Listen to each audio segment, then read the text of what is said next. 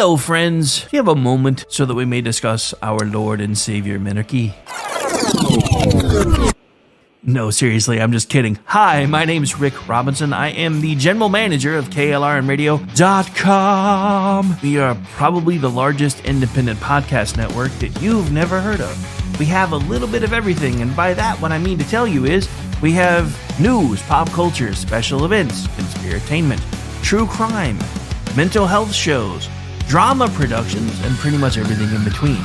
So if you're looking for a new podcast home to grab a little bit of everything that you love all in one place, come check us out. You can find us on X under @KLRNradio. You can find us on our Rumble and our YouTube channels under the same names. You can also find us at KLRNradio.com and pretty much every podcast catcher known to man. So again, feel free to come check us out anytime you like at KLRNradio.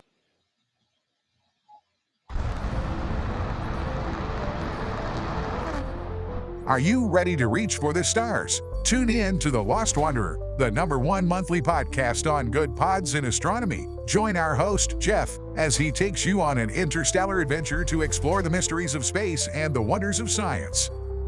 From rocket launches and distant galaxies to the latest discoveries in astronomy, each episode is a thrilling ride through the cosmos.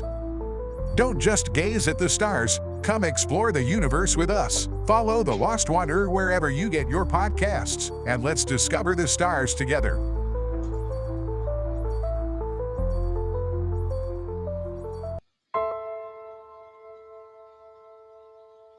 My dad was really, really special, and I loved my dad a lot. I'm proud of him, and that even though he isn't here with us, but he died as a true hero. I miss everything about him. In the moment that the officers and I had to come see the children, my biggest reaction was, I don't have 7 arms. I have 7 children who just lost their father, and I don't have 7 arms to wrap around them. I'm Frank Silla, chairman of the Stephen Silla Tunnel to Towers Foundation. Our foundation is committed to delivering mortgage-free homes for Gold Star families and fallen first responder families. To not have to worry financially is a huge peace of mind. The thought of, what in the world will I possibly do to pay the bills? How will I possibly let the children have a life that feels normal? I don't want them to have to quit their piano lessons or their basketball. I don't want them to feel that we have to move into a little apartment and struggle financially in addition to the emotional weight. There are over 1,000 families that need our help. Tunnel to Towers is honoring those heroes that risked their lives by providing them with mortgage-free homes. Those who serve us and then lay down their lives protecting our freedoms and our safety, the least we can do is $11 a month to give them that peace of always knowing there's a home, there's that sanctuary when life feels like it's been tipped upside down, because it has, when you lose a parent in the line of duty, to know you can go home, you can be safe, there's no risk of losing your home. That's a peace of mind that I can't believe you can get for $11 a month. I'd like to ask you to contribute $11 a month to support their efforts. Please donate $11 a month by calling 1-844-BRAVEST or visit tunneltotowers.org.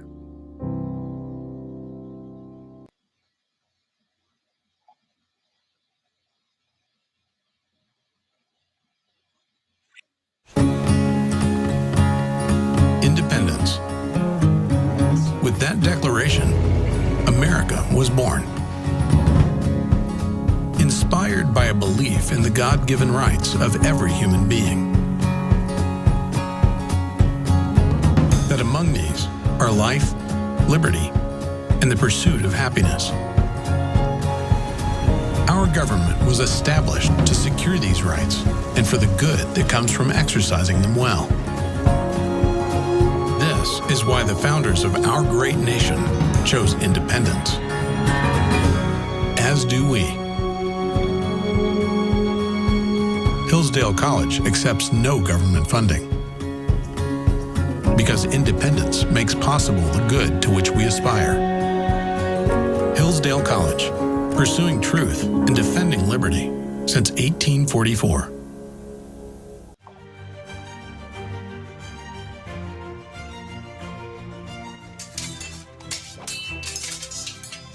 Ready to learn some medieval combat, kiddo?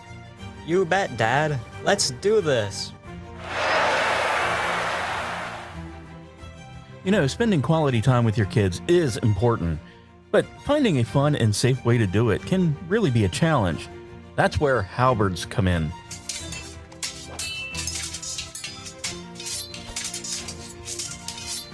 Halberds are the perfect way to bond with your kid while teaching them about history and physical fitness. Plus, they're a blast to play with. So next time you're looking for some family fun activity, grab a halberd and get ready to make some memories. Come on, Dad. Round 2. Halberds, bringing families together one medieval battle at a time. This commercial brought to you by the KLRNradio.com Ad Council. Hi, everyone. This is JJ, the co-founder of Good Pods. If you haven't heard of it yet, Good Pods is like Goodreads or Instagram, but for podcasts. It's new, it's social, it's different, and it's growing really fast. There are more than 2 million podcasts, and we know that it is impossible to figure out what to listen to. On Good Pods, you follow your friends and podcasters to see what they like. That is the #1 way to discover new shows and episodes. You can find Good Pods on the web or download the app. Happy listening. The following program contains coarse language and adult themes. Listener discretion is advised.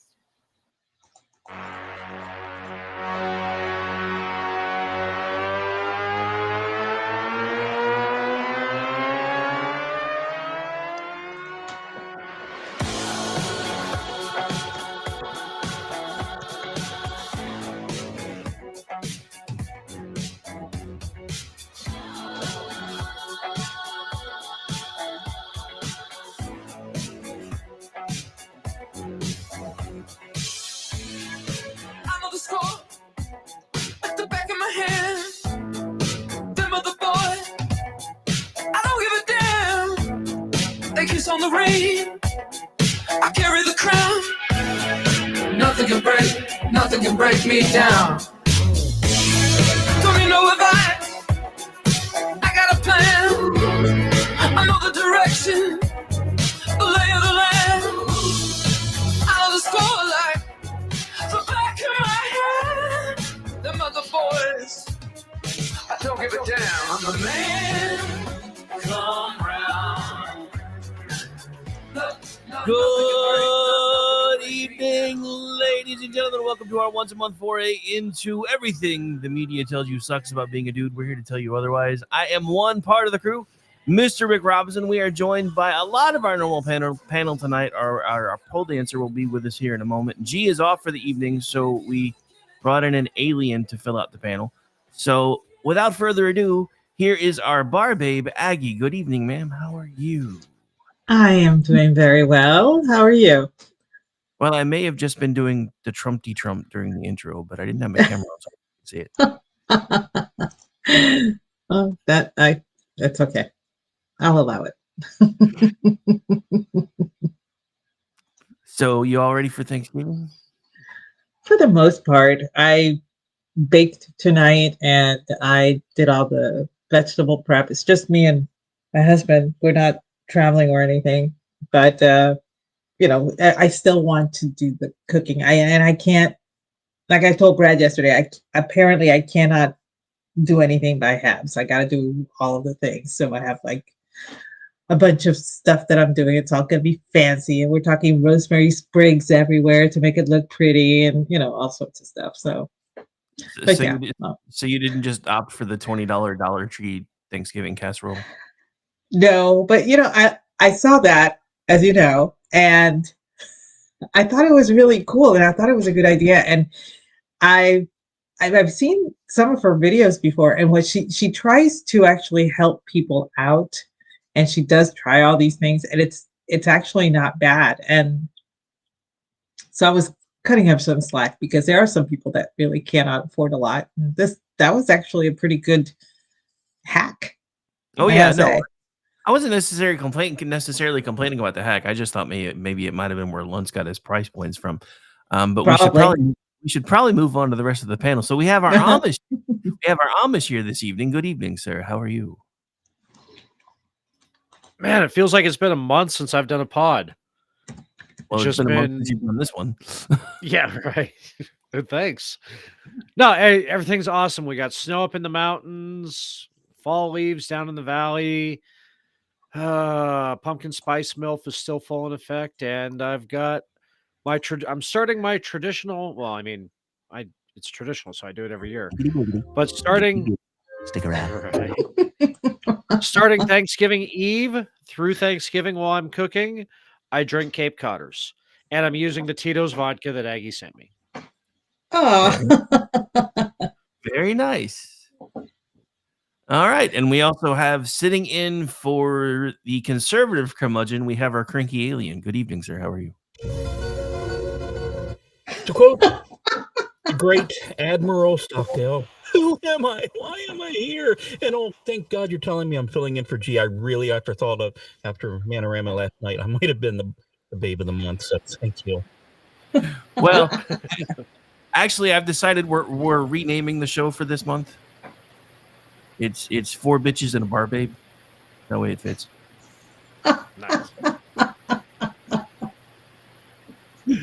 Anyway, so if you can't tell from the background noise, we have an Andrew. I don't know what's going on with his connection, but he sounds like he's in a tunnel. I'm working on it. Give me a second.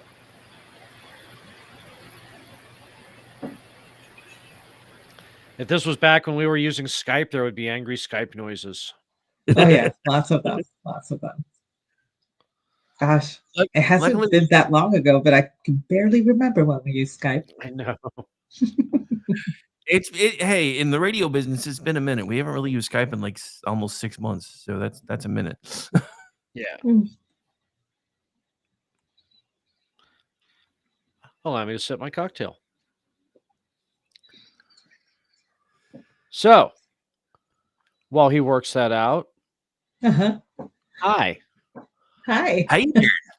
How you doing? Yo, Jeff, Well, it didn't occur to me until hearing the spot before the show how much the EP sounds like you. I know, right? he sounds so much like you. It's kind of creepy. It could be a Very. security issue. Yes. I'm going to have to start translating everything to Finnish. So all my passport, because he doesn't know it yet. Yeah, both my sons sound like me. So they not only look like me at their various ages compared to me, they also sound a lot like me. So everybody's like, "Holy crap! I was talking to your son, and thought I was talking to you." I was like, "Well, first of all, you were talking to somebody on the phone. You should have known that wasn't me." I mean, if I hadn't heard him on like, Lost Wanderer and other podcasts you've done, I would swear you were using voice modulation, just slightly tuned. Mm-hmm. Yeah. So Yeah, the little bit of speech difference and a little bit of pitch difference in the way we speak, but yes. Yeah. Yeah, don't remind me that little bastard is starting to drive. Well, I mean, he's been driving you crazy for the last 16 years. It's about time you unleashed him on the world. I know. Go out, my young son. Sally forth. I can't wait for the day where he just looks at EP and says, "Look, if you're driving me to drink, at least take me to the bar." Right. That is the very first thing we're going to do. Is we're not going to splurge. We are going to go to Applebee's because you always have to go to Applebee's first time. And I am going to order something I haven't ordered in 8 years, and that will be a Long Island iced tea that wasn't made at my house. I cannot wait for that day. I kind of get it. Well, you're really excited about that idea and that possibility until you pay your bar tab, and then you're like, I should have stayed home and drink. No. First time. I'm going to take $200 with me. We're going to splurge. I'm going to have one or two in a really nice dinner. And I'm just going to say, F it. Drive me home, boy. Home, G. It's great. And one of the big parts was like, "Oh, hey, can you run an errand for me? Can you run down to the store and get this? Can you go to the post office and do that? Oh, can you go to the bank and do this?" And just hand over the keys. It was awesome. It was great. Once I learned to do that, it was freedom for me. It was great. I like the Applebee's idea, but hear me out. Outback and then down under it. There is no Outback here. Is that Yeah. is that chain even in business anymore? Yes, it is. Okay. But Vermont just- Vermont is basically European Union South, so they don't have anything cool. So No, I take that back. We have one Outback up in Burlington, but that's 2 hours away. That's not worth the drive. No. Well, Yeah, I no. mean, you're not driving. No. I mean, that could be your road trip with your son. Just saying. Yeah, but I don't want to blow all the money driving up there, getting the hotel and whatnot. Yeah, and, that's a good point. Yeah. I'm not ready for camping quite yet, and I still got to plan that Bigfoot expedition yet. So I got to save some funding. You sound like an old man already. I'm sorry. You said Bigfoot expedition, and my first thought was, this is legit. I mean, the fact that I knew it was serious and that it kind of flows with the entirety of my friends, I was like shocked at myself. That's why I'm laughing. I'm not laughing at the supposed ridiculousness of going on a Bigfoot expedition. I'm laughing because I find it normal that it's okay to do. It's normal and believable coming from me. Yes. Yep. No, from everybody. I'm at that point. I'm like, I want to go look for her. Well, I mean, Whatever. we have been doing this show together now for quite a while. Yes. So this was the beginning of you falling into our conspiratainment trap. Yeah, it's worked. It's worked. Get her on a couple Juxtobers, and now she's all in. Yep, totally. Especially the Mandela effects. You know what? I hadn't even really. We normally just kind of BS through this one, so I hadn't even really planned anything. I was gonna say, because I mean, there's a rumor we have a holiday tomorrow. I haven't checked the calendar. Yes, there is. There is. Yep, there is. It's my favorite. So I take it seriously. But I think I'm the only one, apparently, at least in my family. No, I mean, well, you're not the only one, but yeah, I don't really have anything to do I have to help cook the Christmas dinner because we do an early Christmas at my dad's. Oh, so okay. For Thanksgiving, I don't really have to do anything but go show up. That's why I'm like, woohoo, Thanksgiving, and I don't have to do anything. Yay.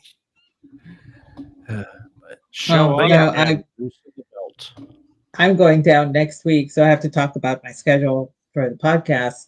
Go visit my parents, and we're having, the roast duck and all that stuff down there. So I'm toting with an ice chest with all of the fixings, and I'm taking them with me. And everybody's like, well, why didn't you just shop down there? I was like, because last time I was down there, I could not find a duck. I literally had to go to a butcher and ask him to get me a duck. And it cost me a pretty penny to get that damn duck for my parents. So I said, no, from now on, I'm just going to bring my own. So that's what I'll be doing next week. And then I'll be fixing, and they'll have a late Thanksgiving, but we'll still have them. No Chinatown there? I don't think so. I don't know. Because I mean, you want duck.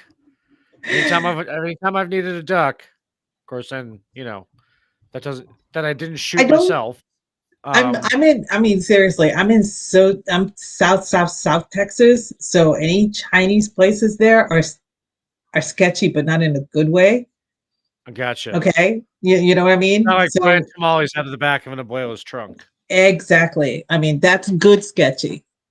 It's more like gas station sushi sketchy. So that's where I'm at with the Chinese stuff over there.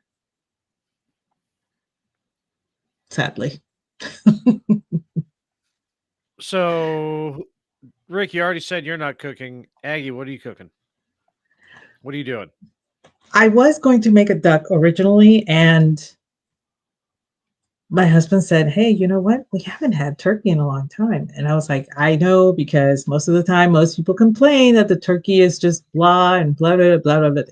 And he's like, "I wouldn't mind having turkey." So I'm actually making turkey. Nice. A small turkey is going to carry us over for like 4 days because somebody else is here eating it. But I'll be making roasted acorn squash with it. I'll make Julia Child's mashed potatoes. Nice. And I don't. I'm There's bourbon in that, right? there's so much butter that I'll probably end up killing a cow. I mean, seriously, there's a ton of butter in this stuff. I was shocked. I have the I have the recipe book, and so I saw somebody commenting on it somewhere. So I went to look it up, and I said, I have everything. And then I looked at the amounts, because I wasn't looking at the amounts. I was just looking at the ingredients list, right? And the amount of butter, I'm like, this is enough to like cause a heart attack. I don't know, but I'm doing it anyway. so I'll be doing her, and then Oh, sorry, didn't mean to step on you there. Hang on, I think somebody dropped out and came back in. Maybe it was Andrew. All right, are you with us now, Andrew? I think so. Sweet. Yay! Sweet Yay. drunken. What the hell? Sounds much better now. But yeah, Aggie, one, you're taking after the Chinese and starting to kill cows. This is bad. I know. Two, That's it.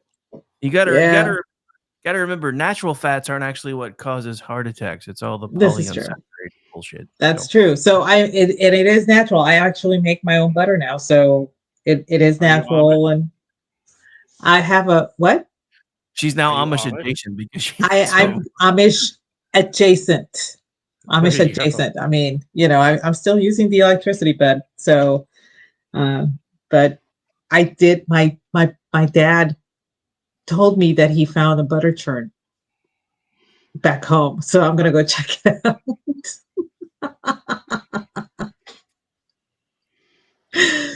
I may come back with a butter churner next week.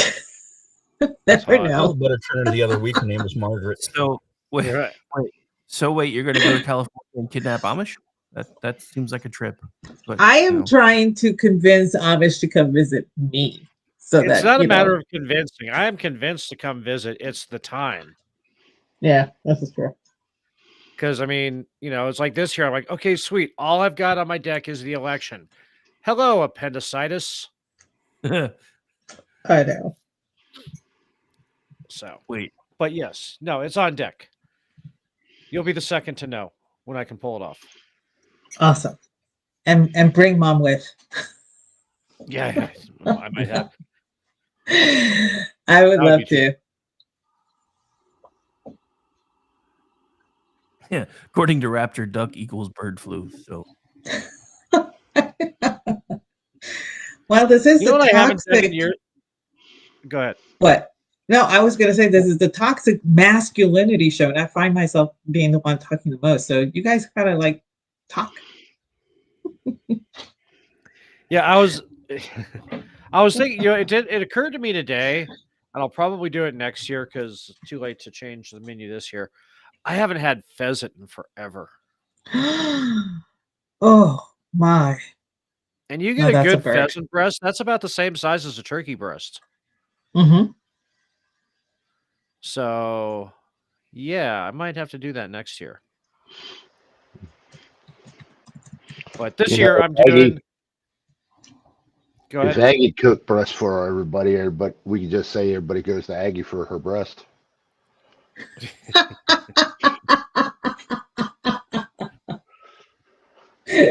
Y'all would starve. I'm sorry. Nice. Oh, I think out of everybody on the panel, Andrew's the only one that has met me in real life, right? What? I haven't. I've met you. Yes, Andrew's the only one. Oh, I thought you said hadn't. I'm all, wait a second. It really did sound like that. No, he's the only one that has met me in real life. Gotcha. Yeah. Yeah. And guys, they're fabulous. Y'all have to Oh my God. Hey, I'm just bringing the toxicity. I guess so. I have to step up, man. The next time she sees you, she's gonna kick you in the shins. You know that, right? He'll probably hold my head and I'll be like swinging.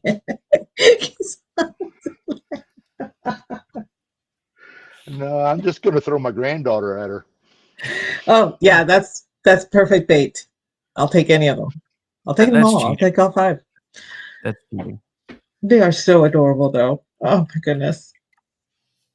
Every time you post a picture of your grandbabies, my heart explodes. Oh, they were funny today. They went to the movies with Granny and Mama. They went and saw the best Christmas pageant ever or what up. And I got bombarded with, this is the baby. Go see the baby. It's like, okay, sure.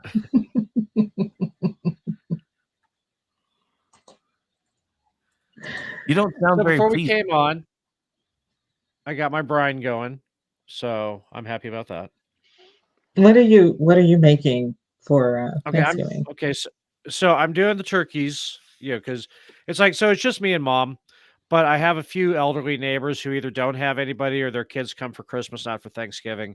So I like cook for 6 or 8, and then I just deliver them plates too. So that's my neighborly thing to do.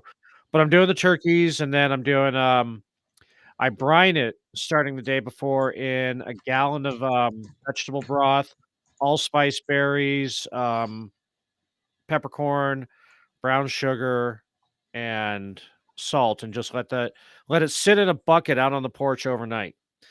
And then I got sweet potato casserole. We decided not to do the green bean casserole this year because for some reason everybody said, I'm really sick of green beans. It's like everybody's been eating green beans this year because that's all they could fucking afford. And Mhm. so there's, not doing green bean, and I'm okay with that. And then I'm doing my sour cream apple pie. And I got cheesy biscuits. And it occurred to me right before the show, I didn't get any cranberry sauce, so I have to go out and get all the fixings for cranberry sauce to make cranberry sauce tomorrow too. How So do you make your cranberry sauce? I open the can. No, I'm kidding. I boiled. I If it get the doesn't have frozen ridges, cranberry. is it really? Yeah, it's ribbed for her pleasure. Um, I get the frozen cranberries and then I boil them with like a cup and a half of sugar, and then bring it to room temperature, and then it starts to gel. So do a little mash of the cranberries while they're boiling, and it makes its own syrup. Mhm. So I'm a fan. That's basically how I do it. Because getting fresh cranberries here is a burden. It's like you getting duck. Yeah, I get it. I totally get it. Now, My now my mind girlfriend is used to captive. make it. I can only think about pheasant. She did the same thing, but she would add pineapple and pecans to it, and then Ooh, kind of mash that together and everything. And it I can had see the this value of that. really, yeah, it had a tart, and then a sweet, and then a nutty, earthy. It was really Yeah. good, and I really should get that recipe before I forget. I was going to do Palms Aligot too, but I decided to save that for Christmas. Ah, okay. Yeah. I like Andrew's idea of feasting all week long. And it's been Yeah. so great. That is such So a great idea. For Andrew, it's Thanksgiving week, not Thanksgiving Day.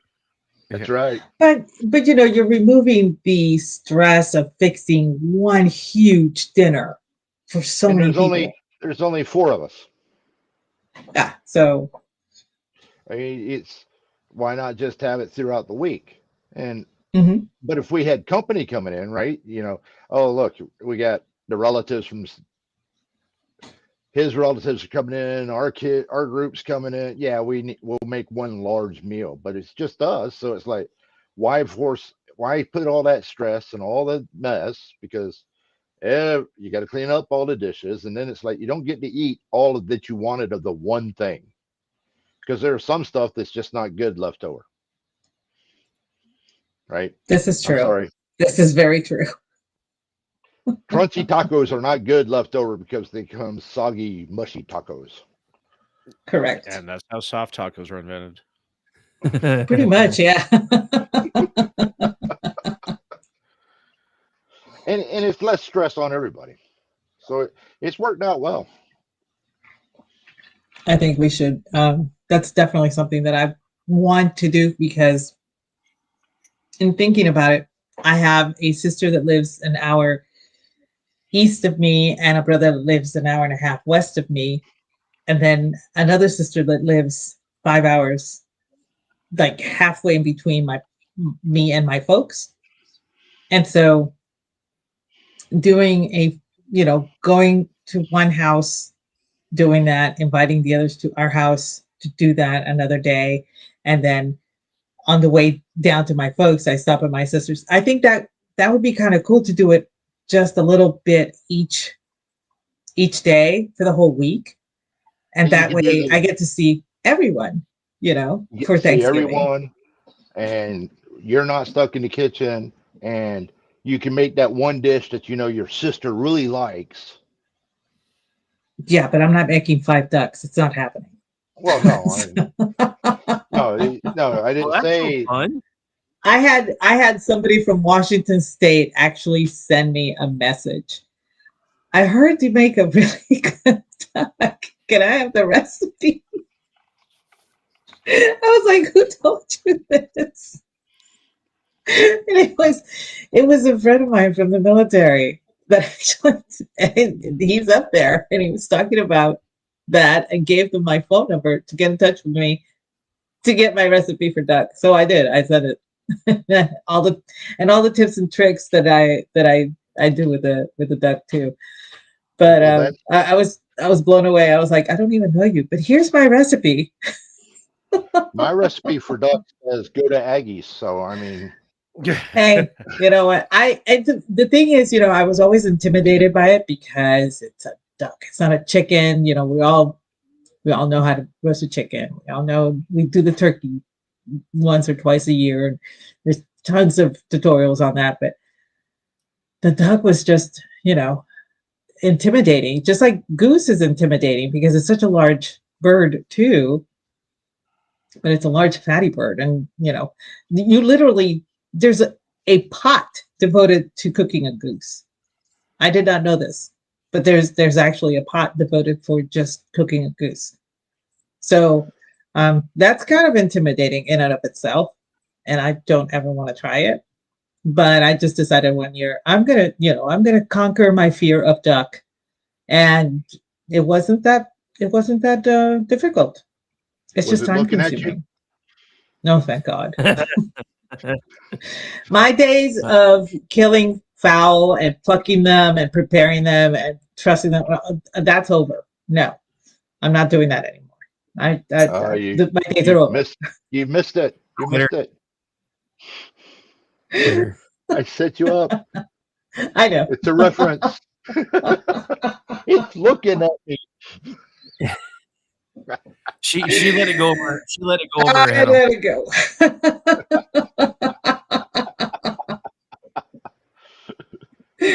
But it's a Peking duck, right? A Peking duck, yes. Oh God, that was awful. Okay, not even dad joke worthy. This is what maybe you get with maybe a little dad joke worthy. Okay. So Jeff, what about you? Yeah, what? Huh? Huh? What? Hi.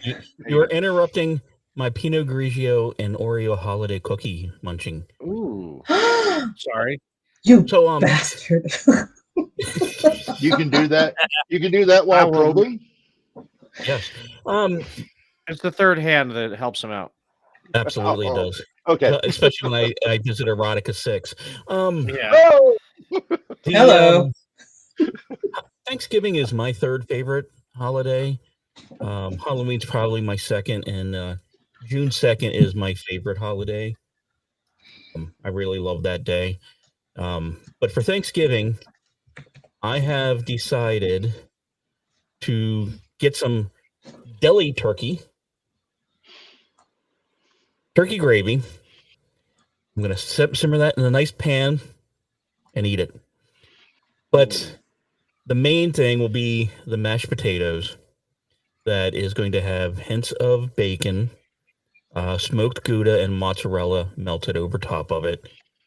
And then my famous canned corn, to where I take a can of corn, I add about a tablespoon and a half of sugar, about table and a half of butter, salt, pepper, and a little bit of garlic. And we'll probably just have that, and I'll probably make some homemade bread too, but we'll see. Those sound amazing. I am drooling. Yeah. I'm having serious thoughts about Julia Child's recipe right now. Well, it's me and the EP. Absolutely no purpose even really getting a turkey breast. Mm-hmm. So no. Our local grocery store has they actually do fry up turkeys and hand cut for deli meat. So I just get a pound and a half of that. It's almost the same. It's not processed. It's literally cut turkey. So I'm like, well, screw it. I'll just get that, put a little bit of gravy on, and we'll go from there. Oh, that sounds good, actually. And it's anyone the way to looked up go June when it's 2nd just yet? you. Yeah. Yeah.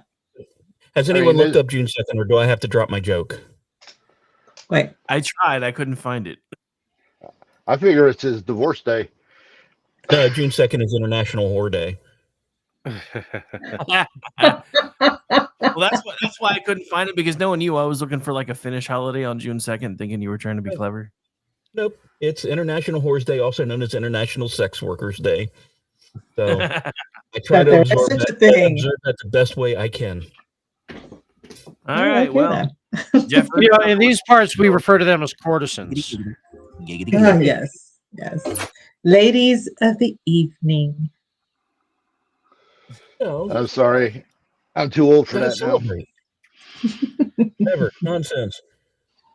I'm just too poor for it. Well, I was trying to blame it on age and not lack of money. Well, if you weren't spending In all this your money, economy, you can't afford not to. That's true. See, I figured out it's cheaper.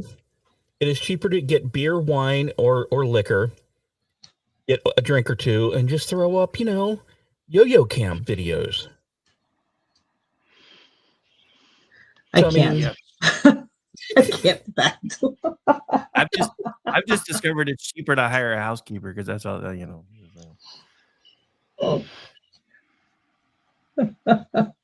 I've never actually had a housekeeper.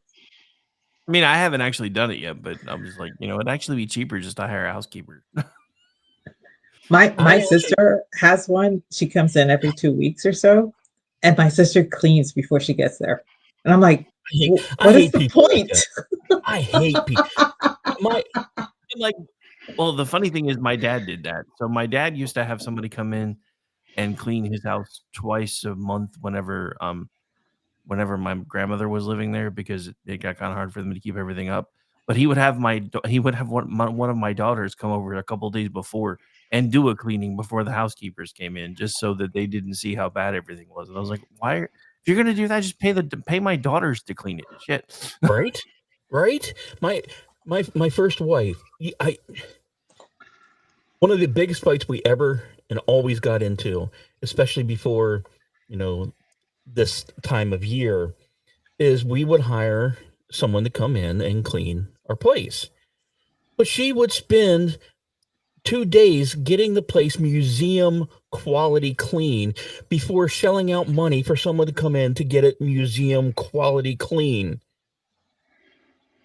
And I'm sitting there going, what the fuck?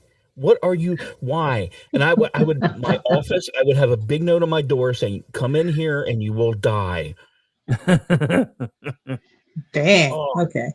That stuff. I hate. I didn't have a note on that first time. that the person that we've heard, they started to work on my office, and it took me 4 weeks to figure out everything, where everything was that I was working on.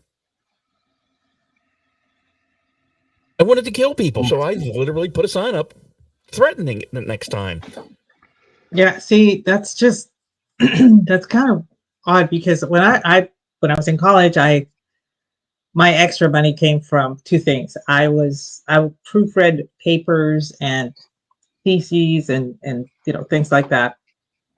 And the other thing was I was a housekeeper for several of the professors in the English department. They all had offices in their homes, and I never once had to be told not to go into the office. Not once. That was sacrosanct, and you just left it alone because that's where they had their system. And believe me, it would irk me to see all of the paperwork. I mean, the paperwork wasn't just on the desk. It was one of my professors actually had it in stacks on the floor. Absolutely.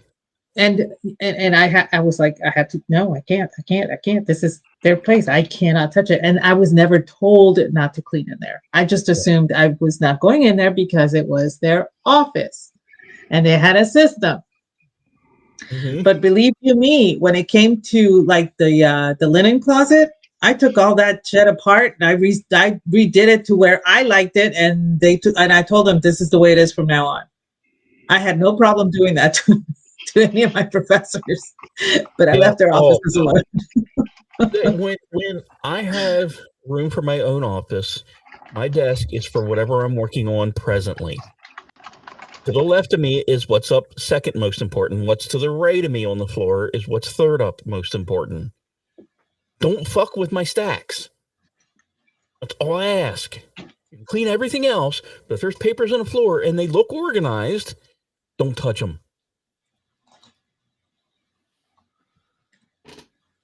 All right. Well, we've already blown through where we would normally take a break anyway, and we're down to about 18 minutes. So we should probably, Aggie, do you have a drink? I do, actually. Figuring that this is the last hurrah for all of the fall stuff and everything, because most people kick into Christmas the day right after Thanksgiving, even though winter doesn't actually begin until December, late December. Bullshit. Whatever. I know. 9 inches of snow tomorrow. 9 inches of snow tomorrow. Giggity. Took you so long. 9. What took you so long? You've already had snow, but 9 inches of snow. That reminds me of the 80s. Right? Now I'm thinking of Better Off Dead. Cocaine, I just love the smell. You know, can't stand the taste of it though, Orty. What's that? Remember Better Off Dead when he's up in the mountain. This is all snow. I don't know. I always thought the worst part of cocaine was you waking up next to a 3 when you thought she was a 9. Oof. Okay. Yeah, but it's cocaine, so it doesn't matter. Fair point. So what was that? All right. It's saying I can't stand the taste. I love the smell. Yes, sir.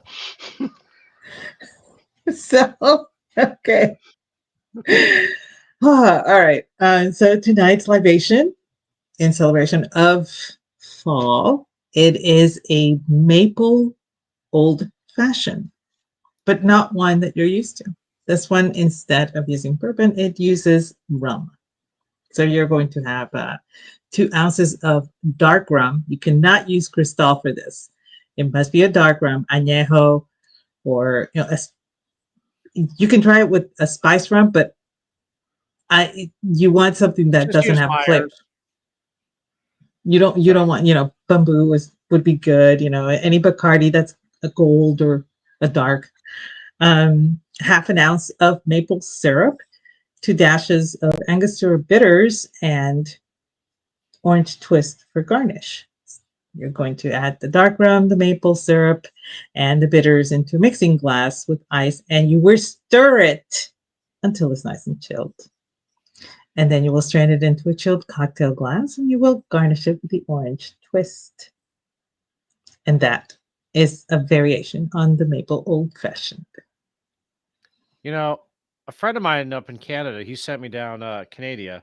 He sent me down some it's maple syrup, coarse sugar, like sugar in the raw.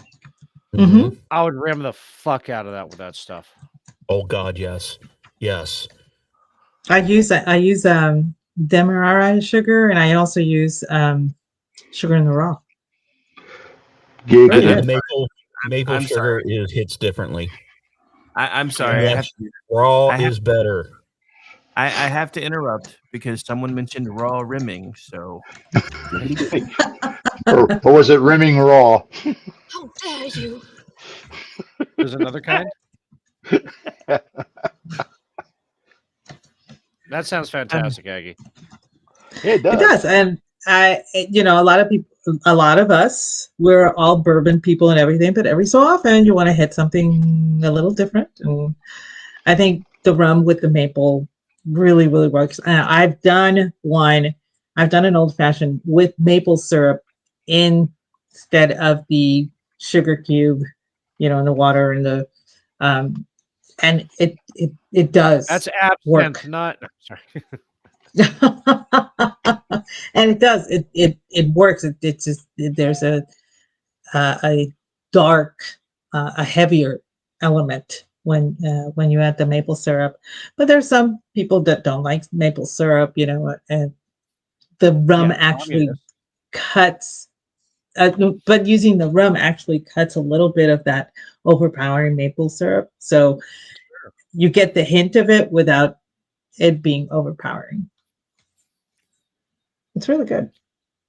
it No, sounds I good. totally Now I wish I had all the stuff to make it, but I don't, so it's okay. Okay, noted. Jeez. See, now, if we were in Keller in chat right now, MD would have that drink made already. Oh yeah, I know, totally. That's the one You thing think he X needs to doesn't do. We already? gotta be able to post pictures in chat. Yeah, Well, I if wish he- it had that. If he's listening, he's probably sipping on it right now and just saying, "Haha, you fuckers." Bitches. I think he's probably on his way to family for Thanksgiving. Maybe Probably. it's, it is the Thanksgiving Eve. When I grow up and retire, I want a bar like his. I do not Thanksgiving blame you. Eve. Wait, who? Why would you ever want to grow up? Good point. Grow old, not grow up. I already did that. Just so I can have a bar like MD's. You don't have to grow up to do that. If anything, you probably want to not grow up to do that. Just saying.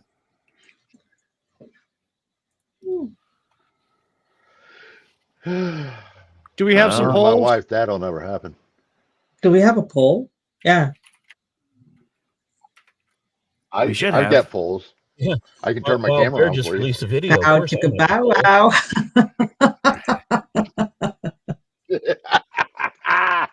Oh my Lord. I can twerk it for you, Aggie. Brown chicken, brown. Yes, we have some polls.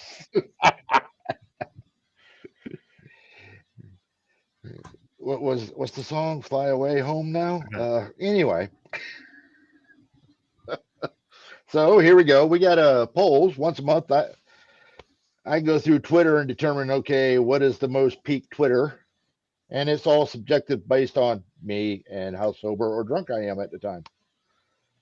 So last month it was staged, Garbage Island or People, Reeks of Desperation, and Kamala versus Interviews. And So what do y'all think? It was staged. Yep. God, was that It only a was month staged ago? at 35%. I knew it. Only a month ago. Yeah, that was only a month ago. All right, so hang on, Andrew. Before we get into this month's poll, we got to give you some mood music, bro. So hang on. Come on, bring it on, baby. I'm ready for it. Well, I'm trying. I don't think it's gonna work. There we go. Get your dollars out, guys.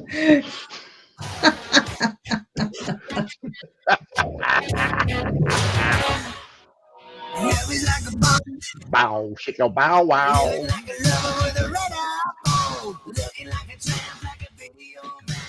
All right, hit us, man. What's this month's polls? Okay, this month, leaving for blue skies. Trump wins, Peanut the squirrel, and they're inexperienced. That one was easy for me. That one was easy. And it's pinned on my timeline. It's Nuke MM1 retired. And I've posted it. It's in chat. It's in the KLRN chat. And it's at all the other places. I asked everybody to go vote and vote often because, yes, election season may be over, but damn it, polls still need to be taken. So our very own Leslie has a write-in. Number 5, Elon Musk being a better shit poster than we could have possibly imagined. Indeed. That's a solid number 5. Yeah. That's just, that who'd have thunk? Dude, I had one of the first times I noticed him shitposting was when I watched a billionaire make a 69 joke, and I'm like, this is like the best timeline ever. I don't think I've ever seen a billionaire make a 69 joke before. Did y'all see Jay Bayashat? I can't pronounce his name. The NIH guy? Yeah. Yes, apparently, yes. 3-year Letterman replied to him. It's like, will you invite me to the White House? And he said, neither of us are good enough to be in Ben Franklin's house. I mean, he trolled him back so well. It was hilarious. I was like, yes. Nice.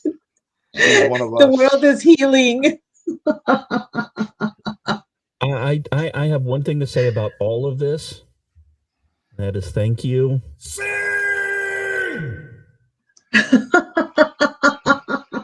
They're correcting the timelines. They're putting back right. Soon we will be unburdened by what Thanksgiving is the 4th Thursday. No, Dude. 3rd Thursday. Dude, Jeff, tell him what was in the documentary today. So Rick was playing the documentary about the turkey drop episode, and it aired 3 weeks before Thanksgiving, the week of Halloween, the week of Halloween. Do the math. Yeah. Yeah. How do you get to 4th Thursday? 3 weeks. Don't. Exactly. I don't understand that 4th Thursday thing. It was always the 3rd Thursday. Yeah, no, it's always been the 3rd Thursday. And if you had 5 Thursdays, it was the 4th Thursday. Everybody understood that, but it was always the 3rd Thursday. Right. I asked my wife about it, and she told me it was always been the 4th Thursday. So I've switched timelines, and that's not my wife. Yeah, she's not from the prime timeline. Yeah. No, it's because it's the 3 T's. Yes, Thursday, the 3 T's. Yeah, I have to remember the 3rd Thursday to 4th Thursday switch kind of tripped me up once too, because I was like, wait a minute, I thought Thanksgiving was the 3rd Thursday of the month, and I was like, no, it's the 4th. It's always been the 4th. Are you retarded? I'm like, no, I'm not. What the hell? No, Rick was playing that documentary, and I'm like, Rick, can you rewind that? And he's like, no. I said, well, did they just mention that 3 weeks? Like, what the hell, dude? Yeah, no, I knew why you were saying rewind it, but I was going to mention it if you didn't. That's when you were like, can you rewind that? I was like, no. And then you were like, well, October 30th and 3 weeks is not the 4th Thursday. Yeah. Like, I know. You got that too, huh? Yeah, I think me and you were the only one listening at the time that it registered on our brain waves. Dude, it's been thick with Mandela effects the last few weeks. Well, like some of this stuff, though, I think is them messing with us. Like one of the ones that was the most prominent for me was the cornucopia one. And then somebody found a really old Fruit of the Loom shirt with the cornucopia logo in it, even though Fruit of the Loom says they never had one. I'm starting to think. Fruit of the Loom had a cornucopia. The fucking I'll be home for Christmas. That was all over Twitter the other day. Yeah. You can plan on me. Plan on me. That's wrong. Who the fuck says that? That's not even English. Yeah. Nobody. That's not even 40s English when they were high pants and fast talkers. I mean, no, but nobody. Yeah, I mean, it was you can count on me because that's the only way that sentence makes sense. Because otherwise, they would have said you can plan on me being there, and that wouldn't have fit. No, it wouldn't fit the times, the scales, right? It The would fit in musical the one timing. word. I think this might be more a case of regional. No, but I mean, so they went through all the songs, Mm-hmm. and all of them were planned, except for the Carpenters. Except for the Carpenters, yeah. So everybody's saying, "Oh, well, okay, so maybe it was just the Carpenters song, is that's what everyone's thinking of." No, that's in the Mandela Effect world. That's No. called an artifact. Mm-hmm. Yeah. That's where something from the prime timeline remains. Well, I still hear, like, like, hey, are you going to be there? People up here really don't say much. You can count on me. You can plan on me. They literally say it up here, and it's weird. It freaks me out.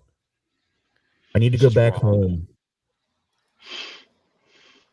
Yeah. I mean, I can understand. I can understand both plan and count. I mean, they work in my head, but that's simply because That's of not the the way I lyric. learned English. It's not the lyric, though. No. I mean, to me, to me, that is just like Darth Vader. I am your father. I'm sorry. No, I will die on that. Yeah. Just like Luke, Han. I am your father. Han Okay, shot first. Oh, I don't nice. care. You did I that don't a little care too what well. they Anyway. retro. All right, so Amish, quick question: are we doing Rick and Morty tonight? Yeah, I'm game. I don't have to work tomorrow. Okay, just checking. We should I mean, if probably you're start up for wrapping it. though, because we are. That's Yes. fine. But we should start wrapping though, because Stacy and I are up next. So Aggie, nice. actually, we'll do guest first. Jeff, where can folks find you, man? Sunday night, Lost Wanderer. Maybe Saturday, maybe Thursday, and probably Friday night instead of, because I think you guys are taking a break from your Friday night show. If I can piece everything together tomorrow, I will be replaying A Christmas Carol Friday night. Nice. Very awesome. Cool. And we're going to be doing that again at Christmas too, right? I think so. Yeah. That was the plan as far as I know. If your setup allows us to do that, you should drop us all the keys a few minutes before you go live, and those of us who can should log in and or set up an account and simulcast our stuff too, just to see how far we can cast the net. I think yours lets us do that too. I just need to know a time so I can be available. Probably 8. Since I just found out today I don't have to work Friday, so probably be 8 o'clock, and then I'll run a second airing of it. Awesome sauce. And Andrew, where can folks find you? Oh, you can find me once a month here at Toxic Masculinity, last Wednesday of every month. And then anywhere Rick needs a second chair or somebody else needs a second chair, as long as I'm not working. And he's going to bring back From the Basement eventually. Just kidding. It's going to be at least another 6 months, because I've been informed that when I head out at the end of December, I'm not going to be back home until probably July. Holy crap, man. That's a long stint. But they changed my pay structure, so now I get overtime for all the hours I work. That's very cool. Yeah. That's good. All right. Yeah, and Aggie, where can folks find you? At Aggie Weekend, at Aggie the Barkeep on X, 8:30 p.m. Eastern, the Cocktail Lounge with the Eversoft Brad Slager, 8:30 p.m. Eastern Friday nights. He Said, She Said with the awesome Rowdy Rick. This show, last Wednesday of every month at 8 p.m. Eastern with the guys. And next week, first Monday of the month, Jeff and I are doing Spirited Books. Shit, I gotta read a book. Oh, I know. Yeah, me too. Oh no, I decided on my book, so I'm good. I'm good to go. Also at 8:30 p.m. Eastern, Aggie time. And Amish, where can folks find you? You can find me in an hour with you on Rick and Morty. You sound so enthused. You can also find me. Yeah, I know. You can find me almost every Tuesday on Rancor Steve's Manorama on his Rumble channel or right here on X. You can find and on KLRN Radio. You can find me Wednesday nights with Rick on Rick and Orty. You can find me every other Thursday night with Brad Slager on The Culture Shift. You can also find me every other Thursday with Rick on Juxtaposition, our deep dive into conspiratainment. And then you can also find me once a month right here on Toxic Masculinity with all the folks you have heard so far tonight. You can also find me on X as Ordnance Packard, even though my monetization has been paused for saying retard too many times in a one. Anyway, yeah. So there you have it. All right, you How about guys know where Rick? to Where can people not find you? I'm gonna say you guys know where to find me, and actually in a minute you can just come hang out with me and Stacy. We're about to do the Whatever Show live right here on KLRN Radio. You can follow along with me at RowdyRick73, follow along with the network at KLRN Radio, and our new news arm at Digital Beacon US. That's gonna do it for this one. Whatever will be up in just a couple minutes, and then Ordnance and I will be closing out your night with Rick and Orty. So keep it locked. 2 more hours of your pre-Thanksgiving fun coming right your way on KLRN Radio. Bye, everybody. I like the Crusader. Hell Hydra. No hailing of the Hydra. We've had this discussion. All right, guys. Feed's going to stay live, so just drop. All righty. Later, guys. All right. I'll be Bye. back in a bit. Hello, friends. Do you have a moment so that we may discuss our Lord and Savior Minarchy? No, seriously, I'm just kidding. Hi, my name is Rick Robinson. I am the general manager of KLRNradio.com. We are probably the largest independent podcast network that you've never heard of. We have a little bit of everything, and by that, what I mean to tell you is we have news, pop culture, special events, conspiratainment, true crime, mental health shows, drama productions, and pretty much everything in between. So if you're looking for a new podcast home to grab a little bit of everything that you love all in one place, come check us out. You can find us on X under @KLRN Radio. You can find us on our Rumble and our YouTube channels under the same names. You can also find us at KLRNradio.com and pretty much every podcast catcher known to man. So again, feel free to come check us out anytime you like at KLRN Radio.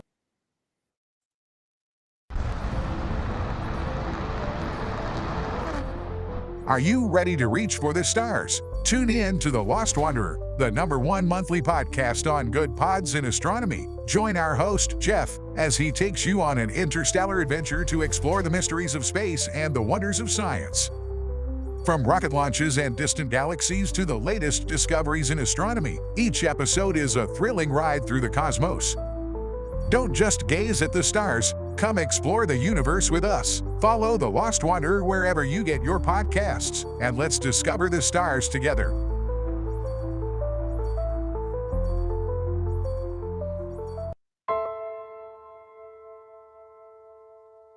My dad was really, really special, and I loved my dad a lot. I'm proud of him, and that even though he isn't here with us, but he died as a true hero. I miss everything about him. In the moment that the officers and I had to come see the children, my biggest reaction was, I don't have 7 arms. I have 7 children who just lost their father, and I don't have 7 arms to wrap around them. I'm Frank Silla, chairman of the Stephen Silla Tunnel to Towers Foundation. Our foundation is committed to delivering mortgage-free homes for Gold Star families and fallen first responder families. To not have to worry financially is a huge peace of mind. The thought of, what in the world will I possibly do to pay the bills? How will I possibly let the children have a life that feels normal? I don't want them to have to quit their piano lessons or their basketball. I don't want them to feel that we have to move into a little apartment and struggle financially in addition to the emotional weight. There are over 1,000 families that need our help. Tunnel to Towers is honoring those heroes that risk their lives by providing them with mortgage-free homes.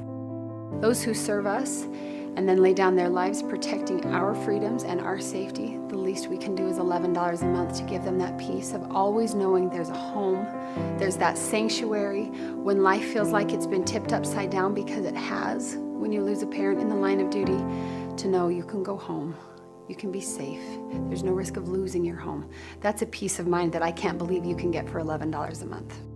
I'd like to ask you to contribute $11 a month to support their efforts.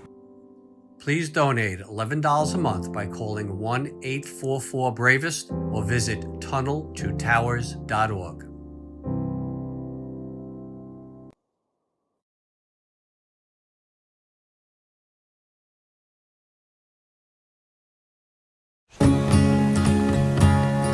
Independence. With that declaration, America was born. Inspired by a belief in the God-given rights of every human being. That among these are life, liberty, and the pursuit of happiness. Our government was established to secure these rights and for the good that comes from exercising them well.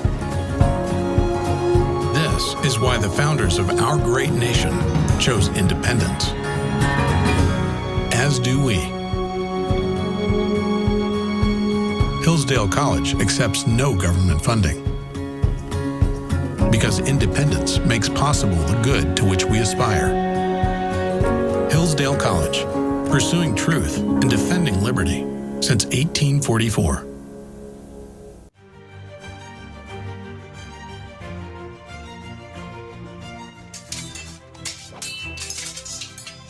Ready to learn some medieval combat, kiddo? You bet, Dad. Let's do this. You know, spending quality time with your kids is important, but finding a fun and safe way to do it can really be a challenge. That's where halberds come in.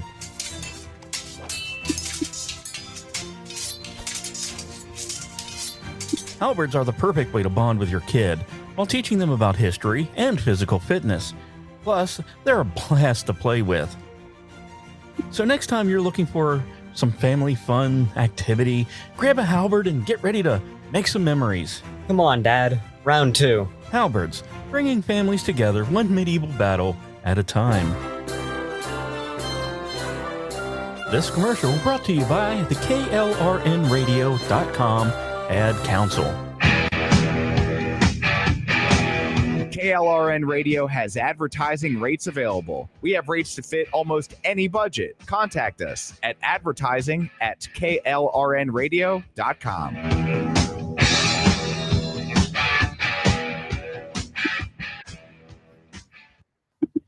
The following program contains coarse language and adult themes. Listener discretion is advised.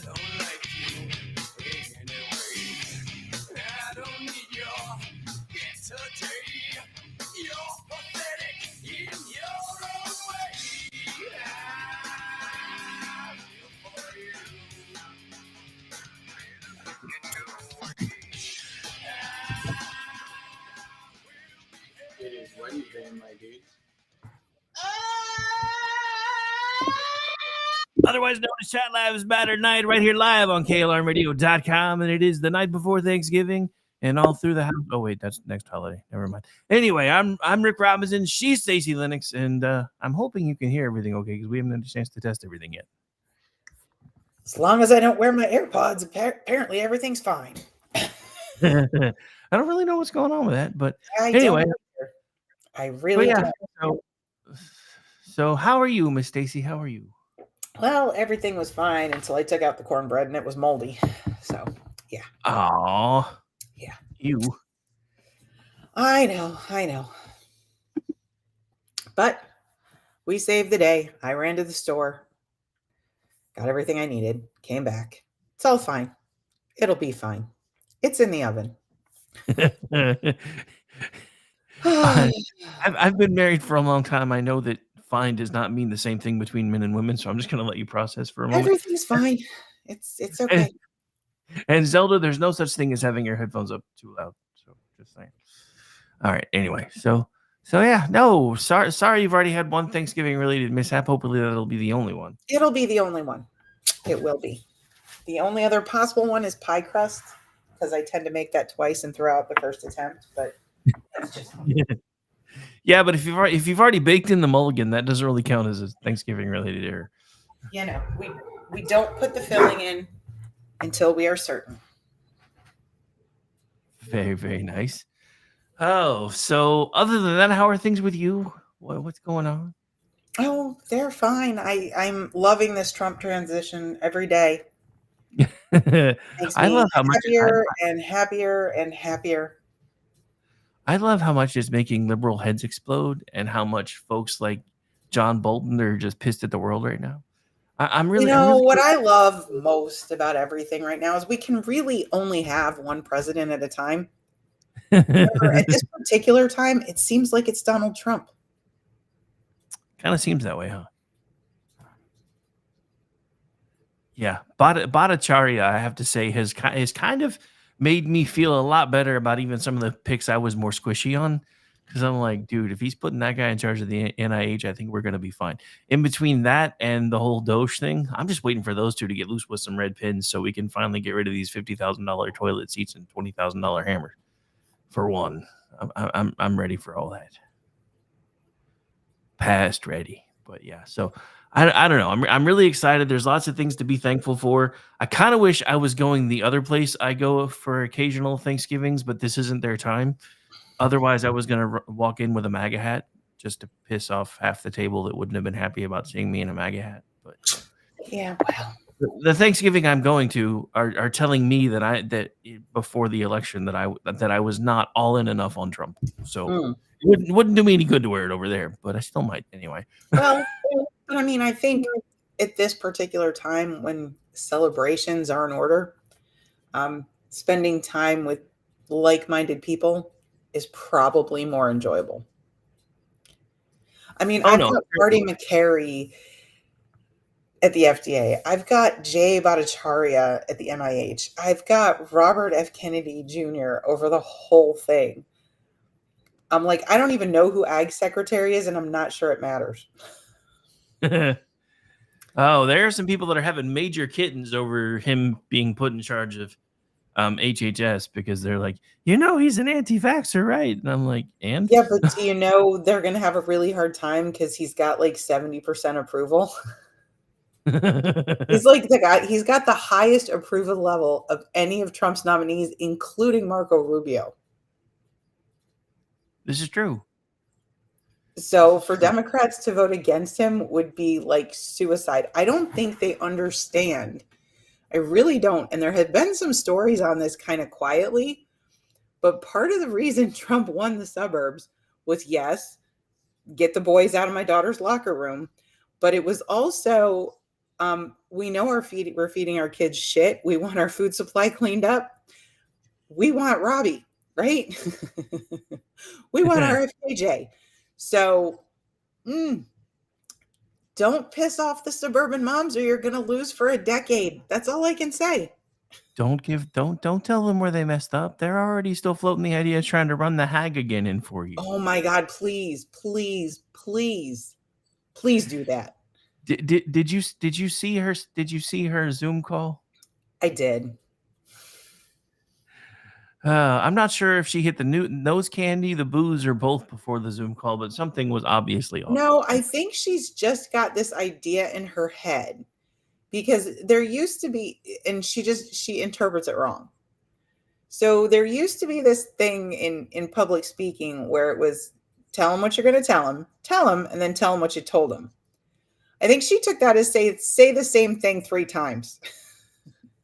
Yeah, you're probably right.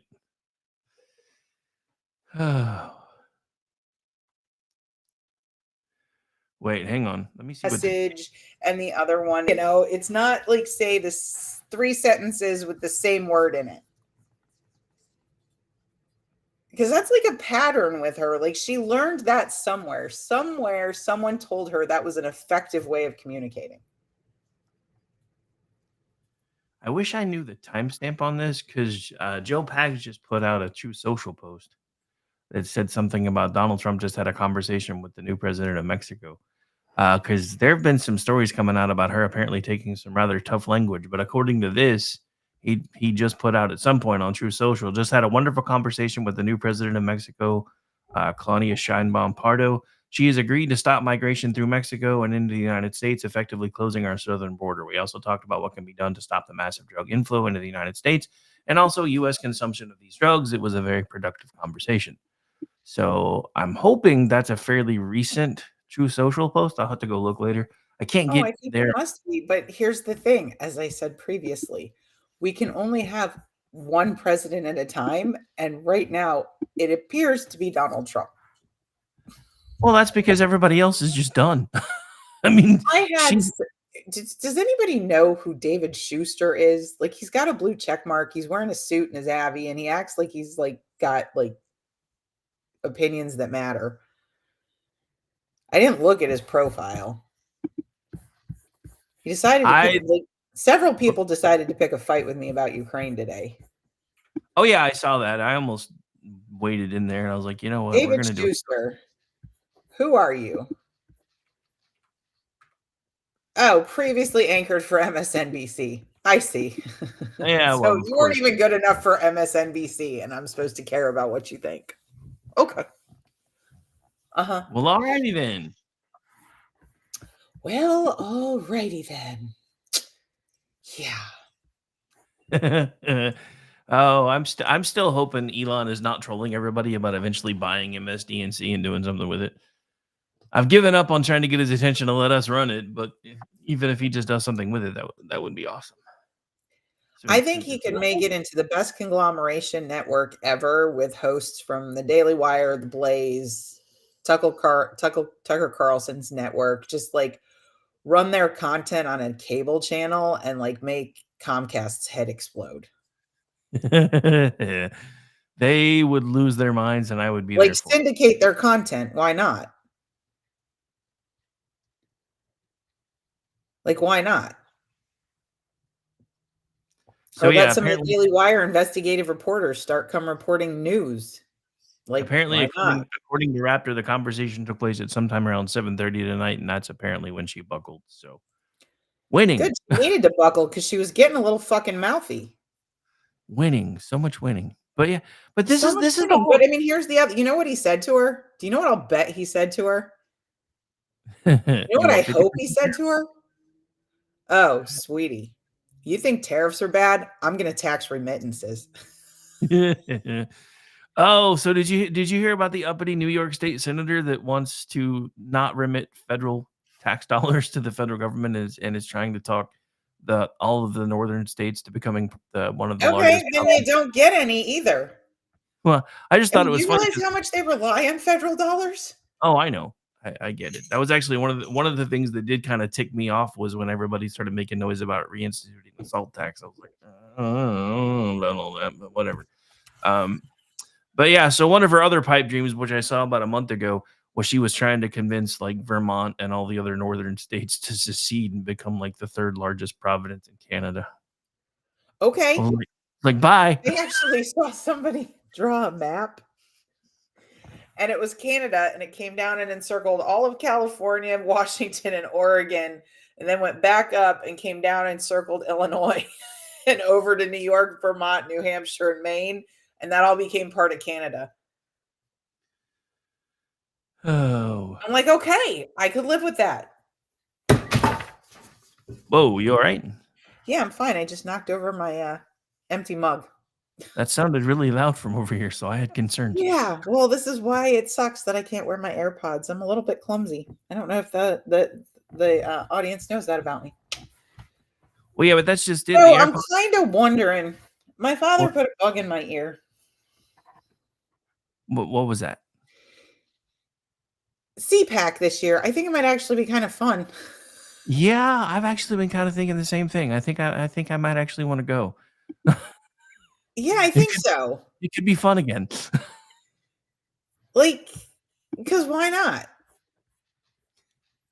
I don't even know if we could get on like Radio Row. Why wouldn't we be able to? Yeah, well, because I don't know. Because I don't know. we have established creds there, and we are actually a fairly big organization now. I don't think it'll be a problem. I don't even know who to contact anymore. We'll figure it out. We got time. Not much. Yeah, we got a couple of days. I'll figure it out over the break. You're really gonna go? Besides, last time they didn't even start letting people register for press creds until almost December, until like December. So I think we've got time one way or the other. Because last year I was trying to see about going, and everybody's like, "Well, we're not going." I'm like, well, "I don't want to go by myself, shit." Yeah, But yeah, I'm thinking it might be fun. I actually kind of want to go. Besides, now that I've actually founded the company and everything, I could write all of it off because it could be considered a networking expense. So I get to Very write most true. of it off. What are the chances we get Orty there? If it's in DC area again, slim to none. We need to figure out how to get it. We need to figure out when they do the whole CPAC Dallas thing. That's probably going to be the best way to get everybody into the same place, honestly. But it's usually a smaller event. Well, we were pretty good getting everybody into the same place in Florida. You just weren't there. Well, yeah, I wanted to be there, but I had stuff going on. Yeah, well. Yeah, I think it's right back there in DC. Maybe we could get Jen to come for the Nando's. Yeah. Zelda, I don't know how the heck you would get from Alabama to DC because I'm not driving. So I don't know how that would work. Yeah, I fly to DC. I don't drive. It would take me like a week to drive to DC. It's a pain in the ass. At one point, because I thought it would be cheaper, I looked into taking a train. It was going to take like 5 days. I was like, fuck all that. Oh, but yeah, I actually am kind of considering it. And like I said, I'll have to look and see what we can figure out about when they open up registrations. Because I know last year it was all weird. It was a lot later than it usually was. Yeah, I'm thinking about it. I hadn't really thought about it in 2 years. Oh, it's just. But I'm also thinking about doing some think tanking too. So. Ooh, that could be fun. Wait, you in a think tank could be dangerous. Well, unfortunately for the think tank, well, or fortunately, I'd have to use a pseudonym. But yeah, it could still be dangerous though. Oh well, yeah, because this particular think tank actually has connections. Ooh, and I would be writing about health policy, labor policy, and education. See, now you're intriguing me and stuff. Yeah. But yeah, that could be fun. Things I actually know about, because I'm actually not as upset about Trump's labor secretary as I ought to be. I think she's kind of over the top, but there is a rational way for the government to approach unions that would make unions beneficial. Oh, it's early this year. It's February 19th to February 22nd. Yep. So it's going to be cold. So they may actually have opened registration already. I'll need to look.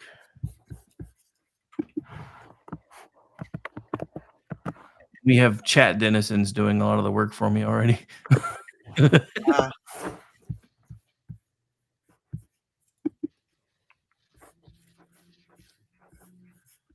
Chat denizens? Sounds fancy. It's kind of what I was going.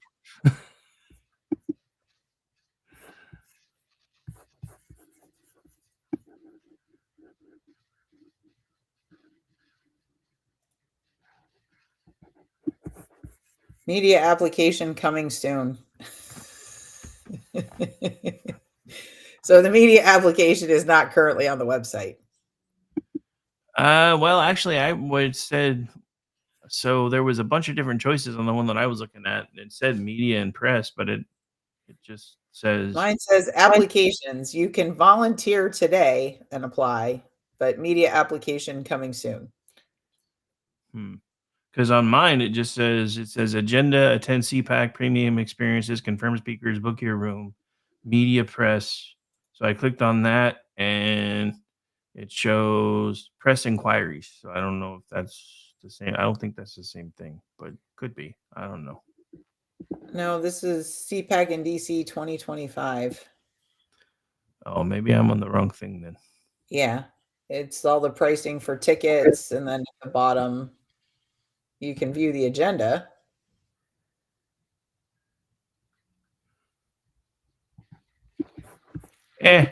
I'll keep up with it and figure out when it goes live.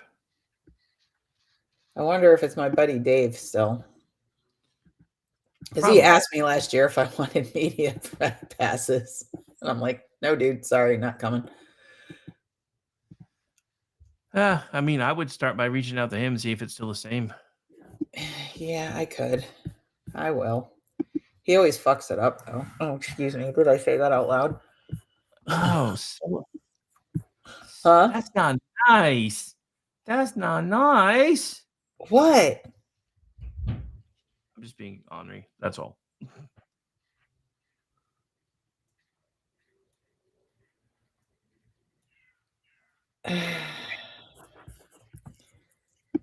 Andrew's trying to be helpful, but the new chat sucks for putting links in it, so it's not really working out very well. Trying to figure out what he's trying to send me.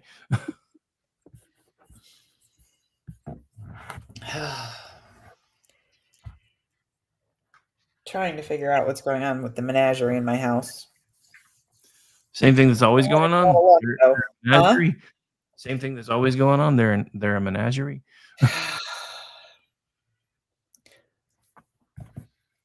That's weird. That tab should not be using my camera.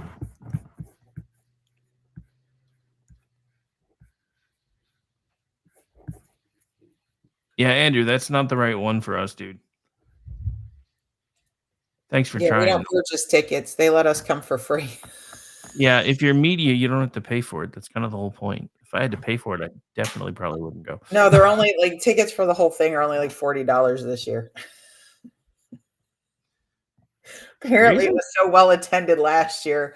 Everything's on fire sale. Seriously? Seriously. I didn't even look at the pricing because normally it's like, you want to do this? It's like 10 grand. I'm like, no thanks. Well, I'm not saying that's going to get you to the Reagan dinner, but you know. You know who we should talk into coming, don't you? Who? Baradelli. Ooh, yeah, we do. Re-up the unsustainable bar tab. Ooh, that could be fun. Yes, it could. That could be fun. But we need to reestablish the tradition. We need to return to CPAC and reestablish our dominance. We need to return to CPAC and reestablish our dominance and our traditions. Our traditions have been robbed from us. Make CPAC fun again, 2025. Yeah, but Baradelli rents like the suite with the hot tub. Oh, I know. Trust me, I've been to like 2 of those. I barely remember them, but I've been to 2 of them. I don't even know. Like, if we could get the Vitos to go, that would be something. Are they even in the biz anymore? One of the Vitos is a lawyer. How scary is that? That's terrifying. One of the Vitos is a lawyer. The other one does PR, so I'm sure he's still in the biz, sort of. Or he did PR the last time I knew. Maybe he went to law school. I don't know.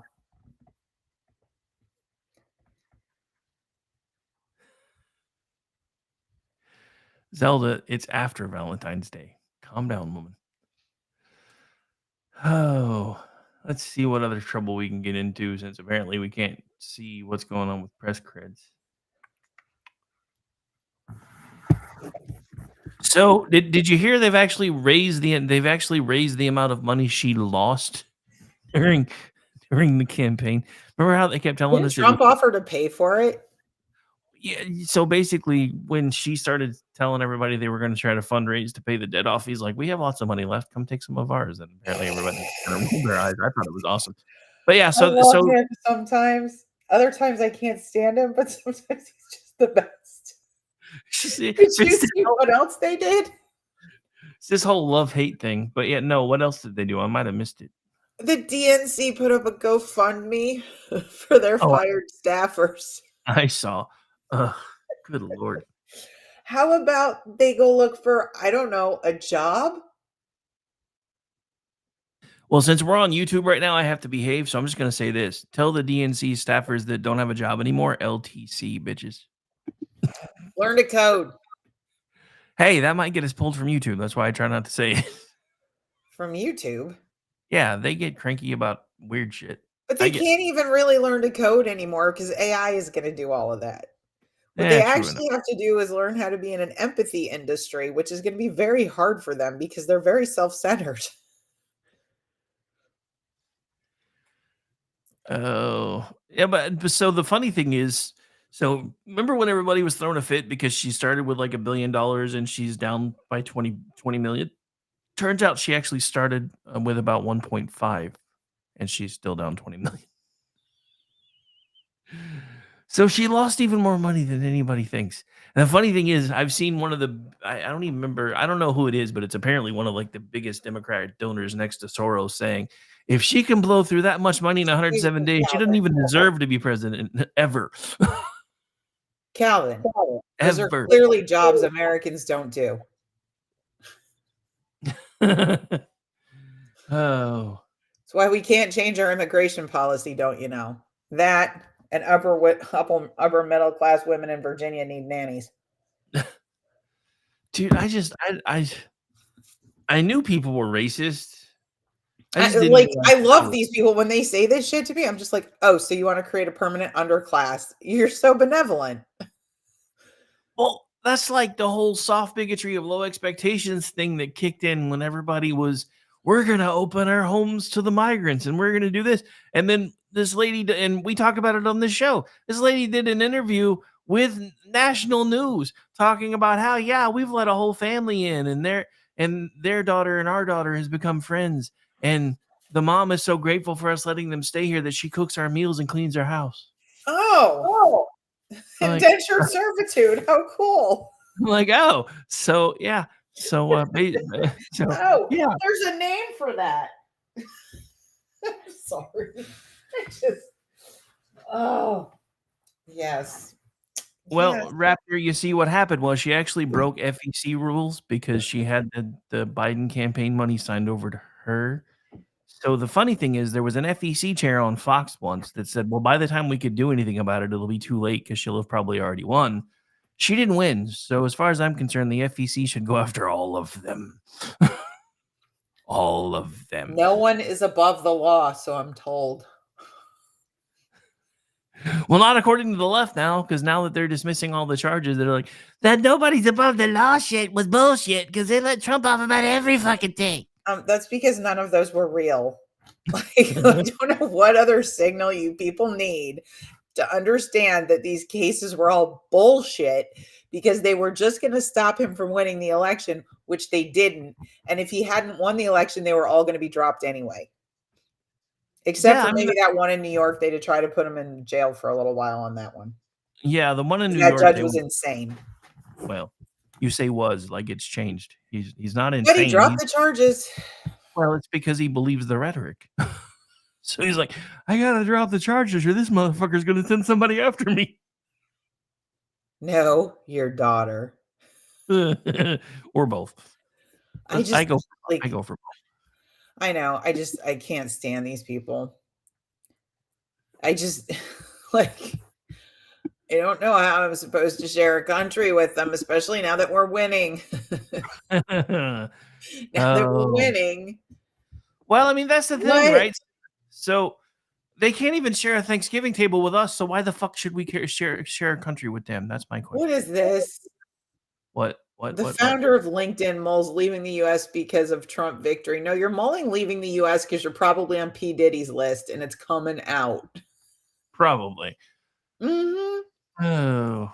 Well, that's like Ellen DeGeneres has left and nobody connected the dots that she left shortly. She actually left right after P. Diddy got arrested. It wasn't anything to do with the election. Oh, wow. Nate Silver is going to get excommunicated, dude. We're not going to let him back in the left. Well, I think at this point he might actually be trying to burn the bridges anyway. But what did he do now?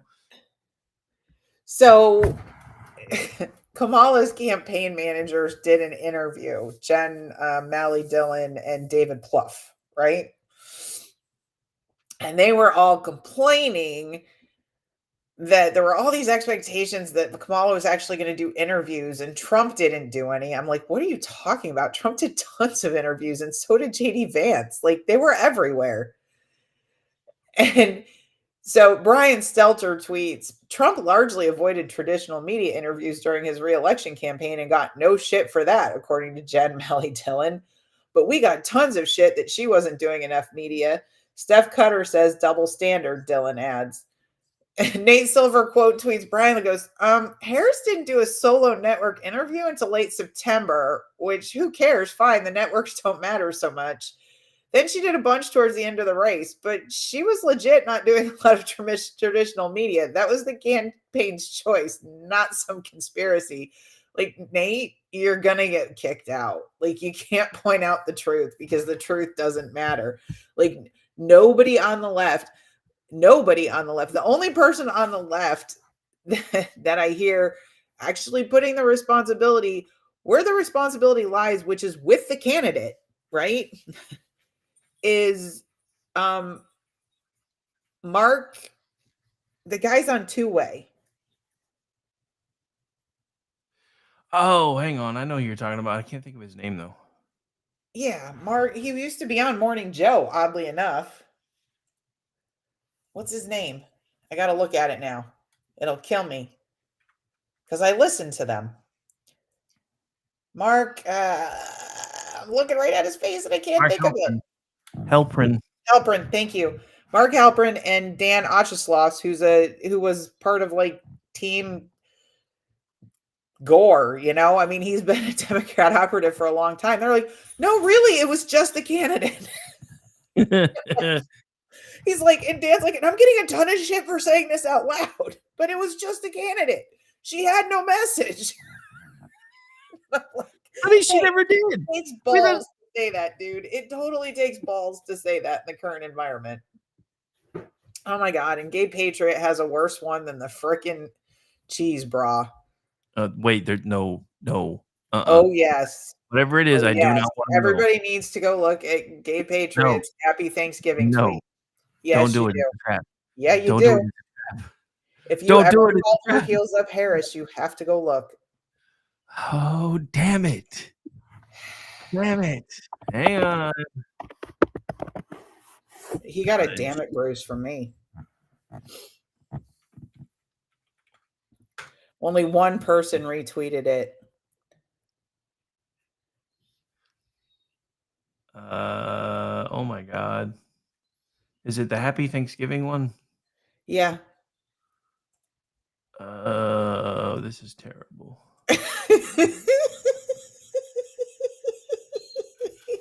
It's worse than the cheese bra. This is terrible. But the good news is we now do videos. So if I have to see it, you fuckers have to see it. So happy Thanksgiving, bitches.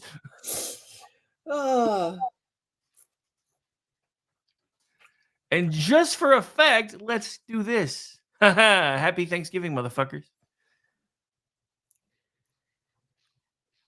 You're welcome. Hang on. There. Now you can definitely see it. Assholes. Oh my God. And I also love the 3-year Letterman account.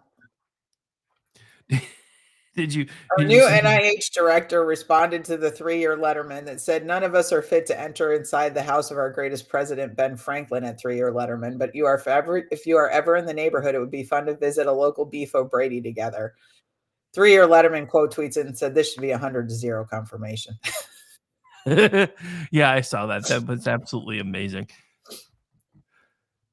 I mean, I just Aaron Stone is very mad at us too. Trump only won because of uneducated Americans who don't travel abroad. You mean Americans who actually care about America, crazy lady? Yeah, I'm just like, yeah, wait, doesn't that mean we have a vested interest? Because we don't go everywhere else and buy all their bullshit? Isn't that what that usually means? I thought that's what that usually meant. Well, Sam wouldn't let you put that in your Twitchy memes article for tomorrow. What?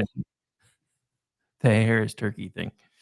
Oh my God. Oh, did you see his other Happy Thanksgiving one though? Because he did another one. He did another one like a minute ago. Probably because he got. Oh my God. Mark Zuckerberg went to meet Trump at Mar-a-Lago. The picture, he's looking at him like He's gazing at President Trump in the most uncomfortable way. Oh, but they're saying this was actually a tweet from 2000, a picture from 2019. Probably. But yeah, here's his Happy Thanksgiving one from like 2 minutes ago. You're welcome. Is that Bruce? That's his account, yes. Okay. I just whatever.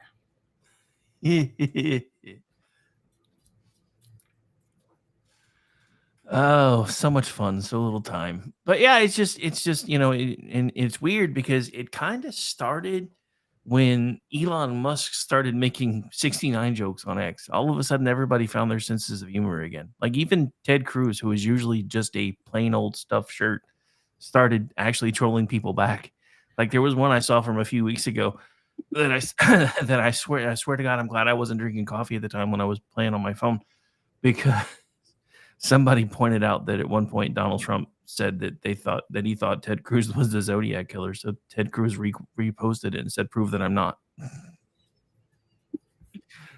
And I was just like, "That's not something I thought I would ever see from you, dude."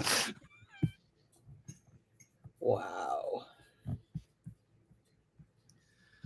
Oh, So fun. the House update is Republicans have 220 seats, Democrats have 214 seats.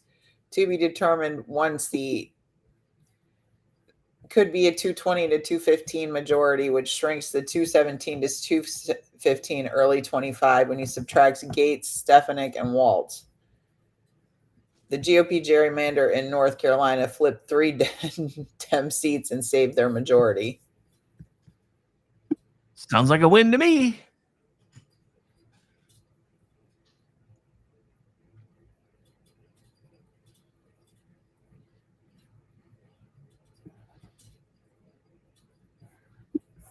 That's fine. We're good. We're good. I mean, all I know is we've done things with smaller majorities, and since we have the Senate now, it should actually make things a hell of a lot easier. Especially if Vance does what I hope he's going to do and just goes in there and starts running herd over everybody to get shit done. Oh, Stacey's telling somebody off on Twitter again. No.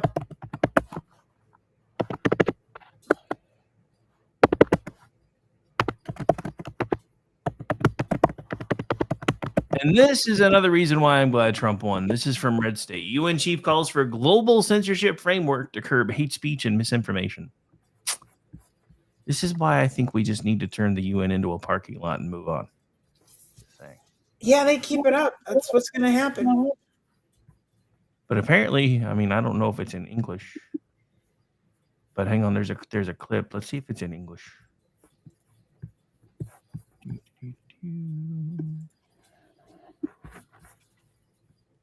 Platforms are being misused to subvert science and spread disinformation and hate to billions of people. This clear and present global threat demands clear and coordinated global action. Our policy brief on information integrity on digital platforms puts forward a framework for a concerned international response. Zuck actually did go down to Mar-a-Lago. Ha, he did? That's awesome. According to the New York Post, he dined with Trump at Mar-a-Lago to discuss incoming administration. He's jelly about Elon. He's so he should be. Musk is a fucking tool. Or not Musk, the other guy. Zucker nerd. So with new maps and coalitions, GOP can win the House majority popular vote by 3% in the latest Cook tracker and barely control the chamber. Yeah, that seems a little odd to me, but whatever.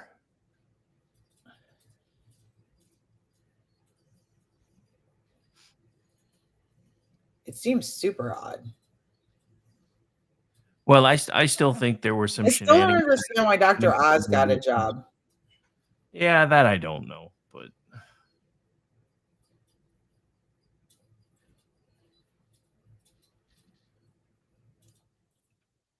What's an Oklahoma onion burger?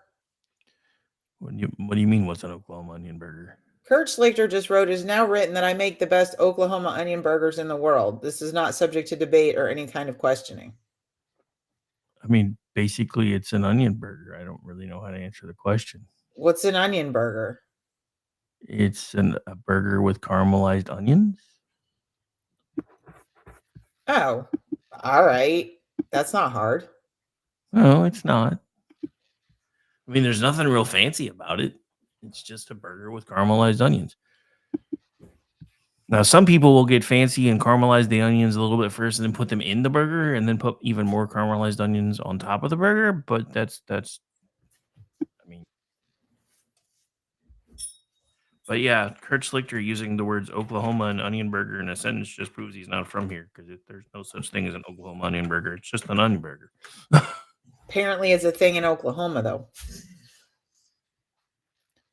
If you know what it is, and I didn't, it's an onion thing. It's an Oklahoma thing. It's just a fried onion burger is all it is. I mean, I don't know if they fry onions where you're from, but that's basically what it is. There is, I mean, there's two Oh. variants. But there's either a smash burger version or a slider burger version. But So, do you remember when John Ekdahl had to leave Twitter because he tweeted about a pickup truck? Vaguely. Yeah, in 2016. Yeah. During Trump's first election, they were being all like weird, and he said something about a pickup truck and got trashed. So Axios tweets their Thanksgiving think piece because I love all of the Thanksgiving think pieces. It's like people just eat a nice meal with people you love. It's not that hard. Anyway, so Axios says Thanksgiving in the United States is based on a mythical feast between the Wampanoag people and Mayflower pilgrims. The holiday's real story is mixed with national unity and racial exclusion. John Ekdahl quote tweets it and says, "They've got a story about Jesus Christ's unpaid parking tickets queued up for next month." Wow. I'm just like, guys, just have a nice dinner with people. I guess that's too hard to do now. I don't know. But then again, I mean, this goes back to a question I asked earlier. These people don't even want to share a Thanksgiving table with us, but they expect us to be able to share a country. I don't really know how that's going to work. Dear MAGA, imagine you go to the store to buy an avocado and it usually costs $4. They don't cost $4 where I live. But because of Donald Trump's tariffs on Mexico, the store has to pay a government fee. So now the avocado costs $5. The store will pass that extra cost on to you, so you end up paying more. Tariffs make things more expensive. Chad Felix Green, dear MAGA, have you ever considered the impact these policies will have on your imported Japanese ice river salmon eggs, or how expensive your Scandinavian white truffle stored in conflict-free anti-carbon producing wine stored in World War II era Parisian tunnels will get? Oh boy. I'm like, I just love people. I love people. I feel like it's a Thanksgiving. It's a Friendsgiving on Twitter. All of my favorite tweeters are giving me some of like the best ever.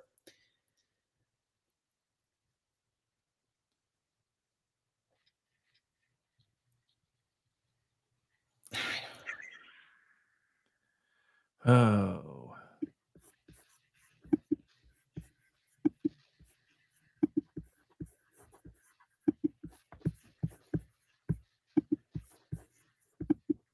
Now I have to be rude. Uh-oh, who you being rude to? What did I miss? Oh, just people who think they're awesome.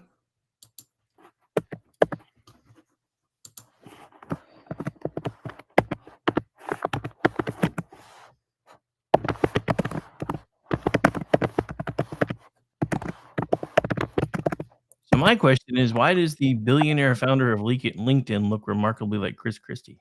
I think he looks more like Michael Moore. Well, that's kind of where I was.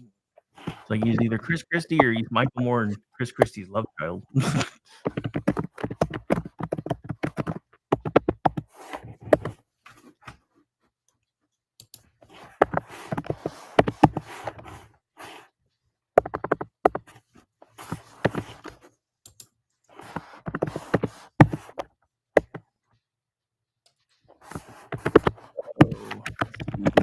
about 10 minutes left. What do you got going on? What's your plan for tomorrow since it's Thanksgiving? Eating. Well, duh. Are you traveling anywhere? Are you eating at home? No, I'm just eating at home. I did all the cooking. I'm That's just how I making figured. sure. That's how I figured out. That's how I figured. I decided to be super smart and prep early, right? So I make this great cornbread and I cut it into little cubes and everything for my stuffing, right? And I put it in a plastic bag. And I took it out today and I poured it in the pan and it's got freaking blue stuff on it. I just made it 3 days ago. So I don't know. I guess it was too moist and too wonderful because I had to remake it. Oh, fun So time. that was my tragedy before we came on. That was my tragedy before we came on the podcast. And I was running in here from taking the cornbread out of the oven and turning on my stand mixer to knead the dough for the potato bread and instructing my husband that when it's done kneading and I put a timer on, please put it in this bowl and cover it with plastic wrap so it can rise. So I'm going to leave this podcast and probably find overproofed bread, but that's fine. That's fine. It'll be okay. So I got to put this on the screen real quick. Hang on. Because I don't know when this picture was taken, the first one, but if it was recent, then she's already basically aged like she's been president for 4 years. Look at the side by sides there. That's how in the how? She looks like she's aged 20 years in the last 4. I mean, I don't know if maybe somebody did some creative filtering with the other picture, but that looks a lot like the Zoom call video footage that I was seeing. So seeing She those looks 2 pictures, drunk. yeah, well, I mean, she always sounds drunk. I She still looks love the Well, anonymous. Michael Malice gave the best like sort out for her being like America's wine mom that I've ever heard.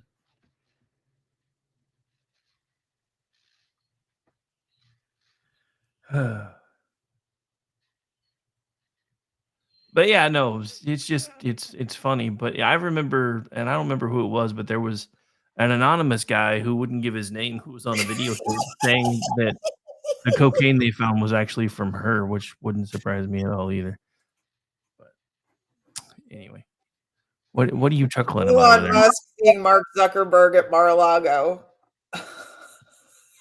He pops in the door and says, "I'll fight here, Zuckerberg, any place, anytime, any rules." And he pops back out the door. Oh wow. And it's legitimately Mar-a-Lago. You can see the like the chandeliers and everything in the back. He cracks me up. He cracks me up. Anyway. All right, so where can folks find you, man? We're just about out of time unless you got anything else you want to throw at them on the way out the door. Oh, nothing. Oh my God. Nice try, Axios. We all know the first Thanksgiving was celebrated by Native Americans and a true patriot, and it's a picture of Jesus Christ. And so a gay patriot does one better and said it was actually 2 patriots and photoshops a picture of the Last Supper and puts Trump next to Jesus. Oh my I'm like, oh my God, you guys, this is getting to be too much. I did not have blasphemy on my pre-bingo. Oh my God, but like, it's Axios. Blasphemy is okay. Oh. I swear to God. Like, oh, knowing Bruce has been a true positive in my life.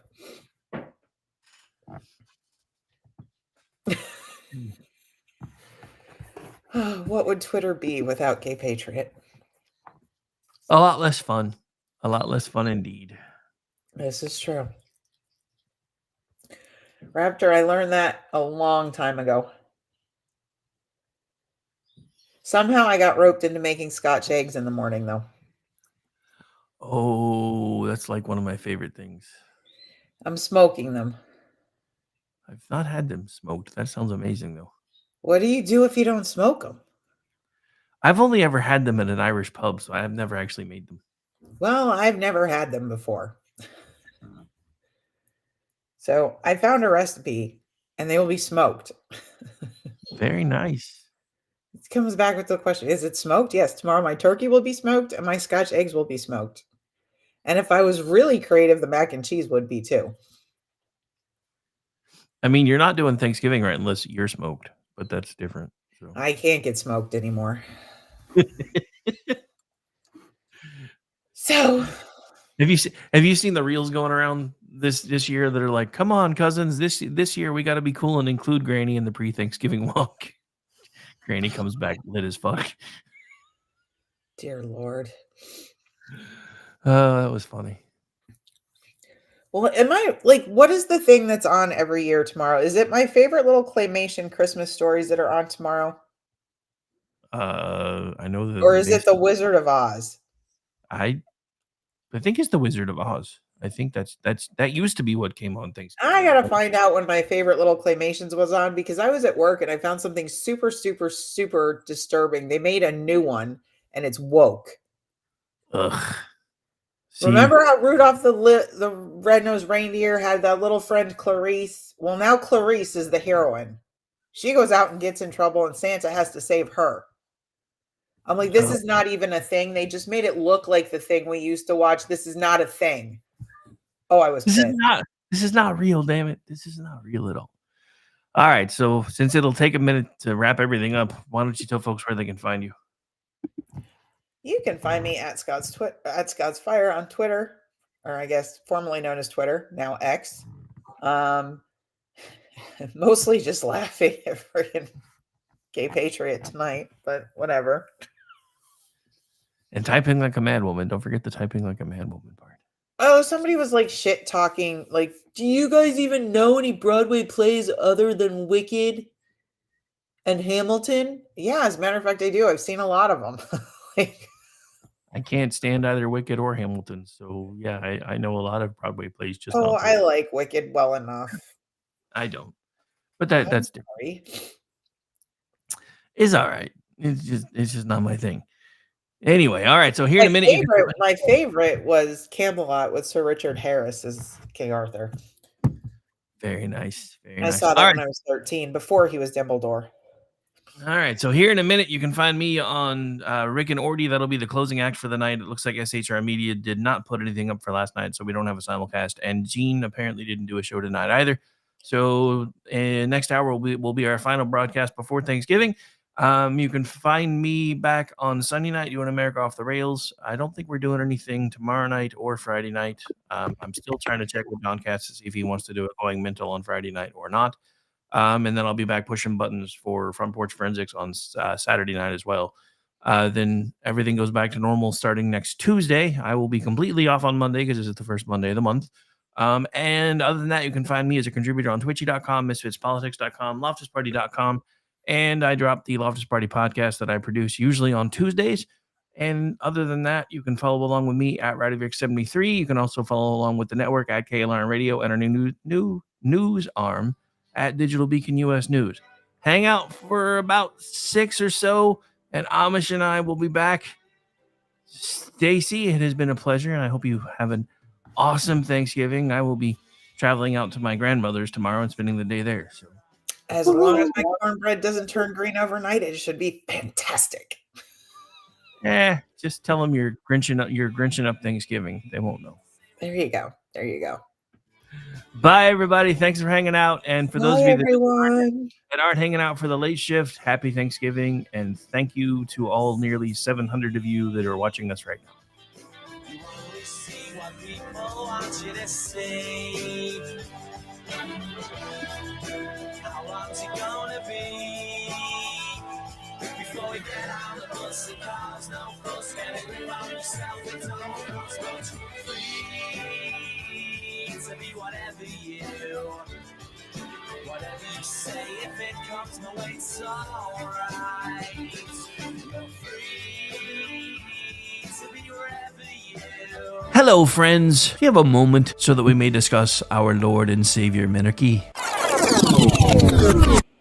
No, seriously, I'm just kidding. Hi, my name's Rick Robinson. I am the general manager of KLRNradio.com. We are probably the largest independent podcast network that you've never heard of. We have a little bit of everything, and by that, what I mean to tell you is we have news, pop culture, special events, conspiratainment, true crime, mental health shows, drama productions, and pretty much everything in between.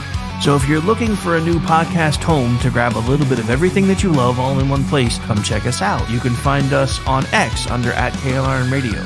You can find us on our Rumble and our YouTube channels under the same names. You can also find us at KLRNradio.com and pretty much every podcast catcher known to man. So again, feel free to come check us out anytime you like at KLRNradio.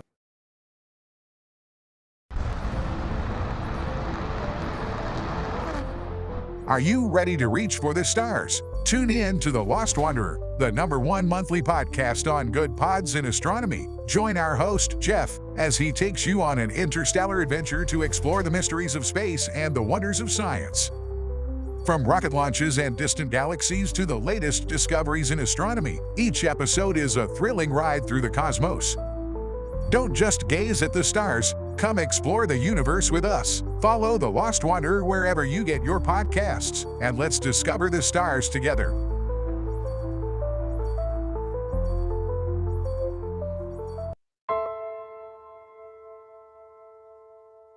My dad was really, really special, and I loved my dad a lot.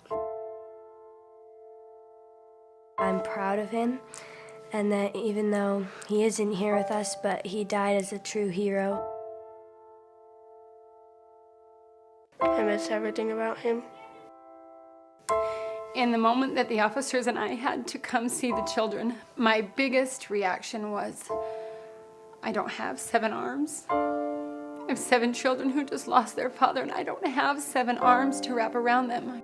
I'm Frank Silla, chairman of the Stephen Silla Tunnel to Towers Foundation. Our foundation is committed to delivering mortgage-free homes for Gold Star families and fallen first responder families. To not have to worry financially is a huge peace of mind. The thought of, what in the world will I possibly do to pay the bills? How will I possibly let the children have a life that feels normal? I don't want them to have to quit their piano lessons or their basketball. I don't want them to feel that we have to move into a little apartment and struggle financially in addition to the emotional weight. There are over 1,000 families that need our help. Tunnel to Towers is honoring those heroes that risk their lives by providing them with mortgage-free homes. Those who serve us and then lay down their lives protecting our freedoms and our safety, the least we can do is $11 a month to give them that peace of always knowing there's a home, there's that sanctuary when life feels like it's been tipped upside down, because it has, when you lose a parent in the line of duty, to know you can go home, you can be safe, there's no risk of losing your home. That's a peace of mind that I can't believe you can get for $11 a month. I'd like to ask you to contribute $11 a month to support their efforts. Please donate $11 a month by calling 1-844-BRAVEST or visit tunneltotowers.org.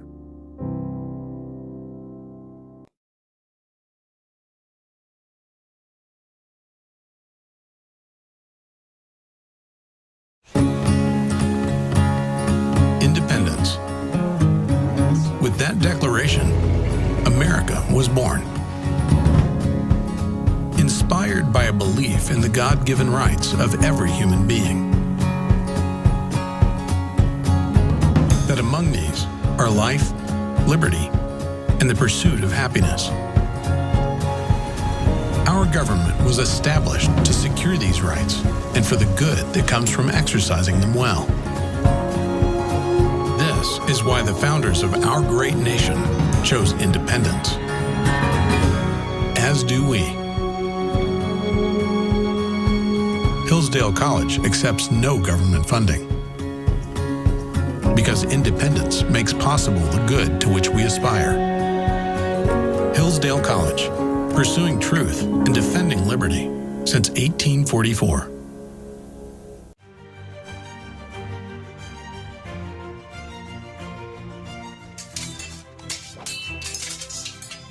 Ready to learn some medieval combat, kiddo? You bet, Dad. Let's do this.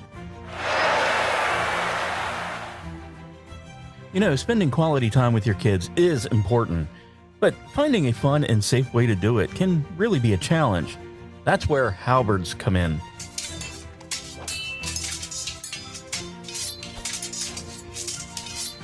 Halberds are the perfect way to bond with your kid while teaching them about history and physical fitness. Plus, they're a blast to play with. So next time you're looking for some family fun activity, grab a halberd and get ready to make some memories. Come on, Dad. Round 2. Halberds, bringing families together one medieval battle at a time. This commercial brought to you by the KLRNradio.com Ad Council.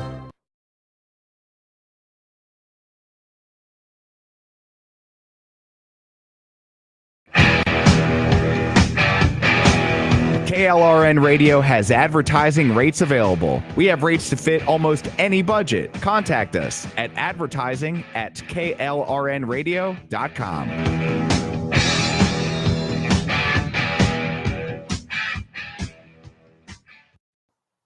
The following program contains coarse language and adult themes. Listener discretion is advised. The way I always do. How was I to know she was with the Russians too?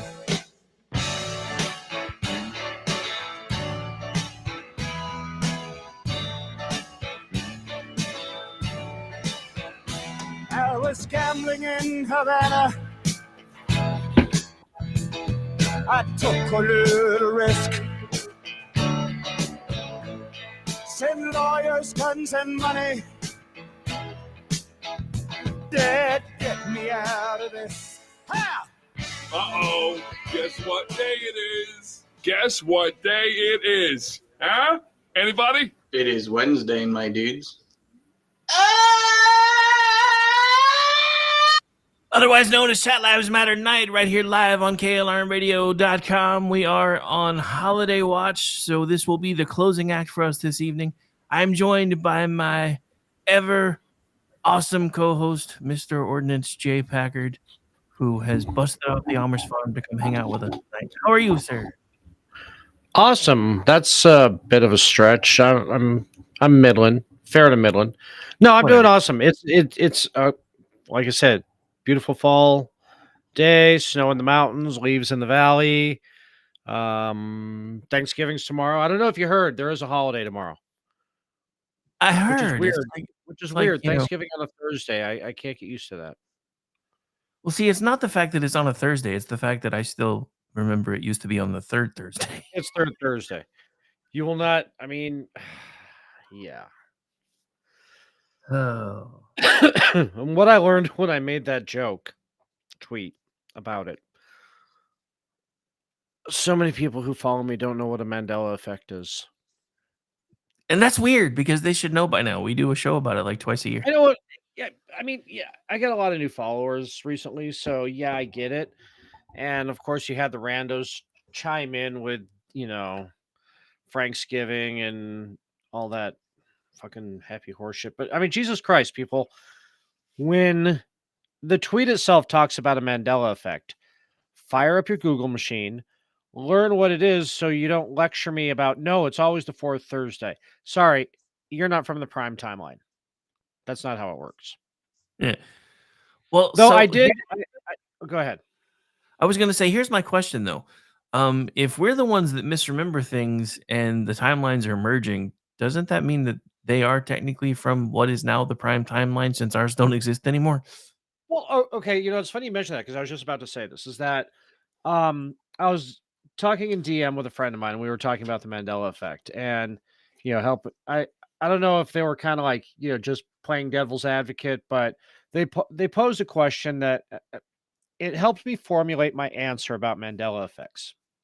In that, when two universes collide, and we joke about it and call it the prime timeline, but in the way that I think it works is when two universes collide, it's not that one supersedes another, because then you'd have half the population freaking out all the time about Mandela effects. What it is this subtleties from like one timeline or the other take precedence. So it's more like a marrying of the timelines than it is an overriding of the timeline. So we're like, we may notice Mandela effects like 3 rows in JFK's limousine, or third Thursday, Thanksgiving now being on the fourth Thursday, or, shit like that. They may notice things differently that we find perfectly normal and acceptable. Yeah. I mean, yeah, it makes sense. But yeah, because I mean, otherwise you'd have half the people freaking out all the fucking time. Well, I mean, the other thing that gives your theory a bit of credence is that would explain the random artifacts that are left behind from the other one too. Yeah, it's just a one timeline hasn't completely taken over the other one on that effect.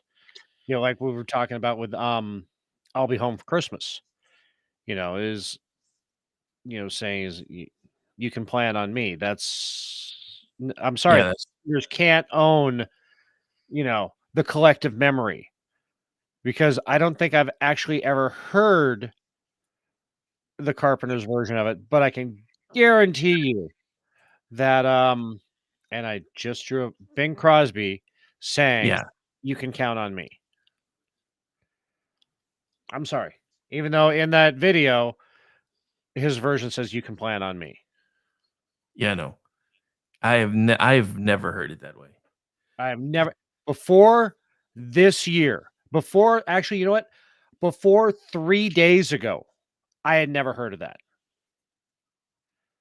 And I'm a big Christmas guy. Like, I mean, the day after tomorrow, I've got Christmas music playing in my house nearly 24/7. Aside from like the hour and a half I take to watch TV at night. But the rest of the time when I'm on X or gaming or whatever, I'm playing Christmas music. I'm playing Christmas music in my work truck. I mean, Yeah, see, I'm usually kind of the same way. For me, Christmas music usually starts on Black Friday. I will say I broke tradition this year only because Andrew tagged me in, or tagged a bunch of people in on an artist, and she has a really cool Christmas album. So, and it's been around for a minute. I'm surprised I didn't know who she was, but I do now, and I've been playing some of her stuff on a loop. It's like old school Christmas music. It's great. not like Lindsey Sterling. Yeah, no. I mean, she's a fantastic performer, but I am so sick of Lindsey Sterling. Great legs, though. Check out the gams on Sterling. Yeah, check out those getaway sticks. Oh.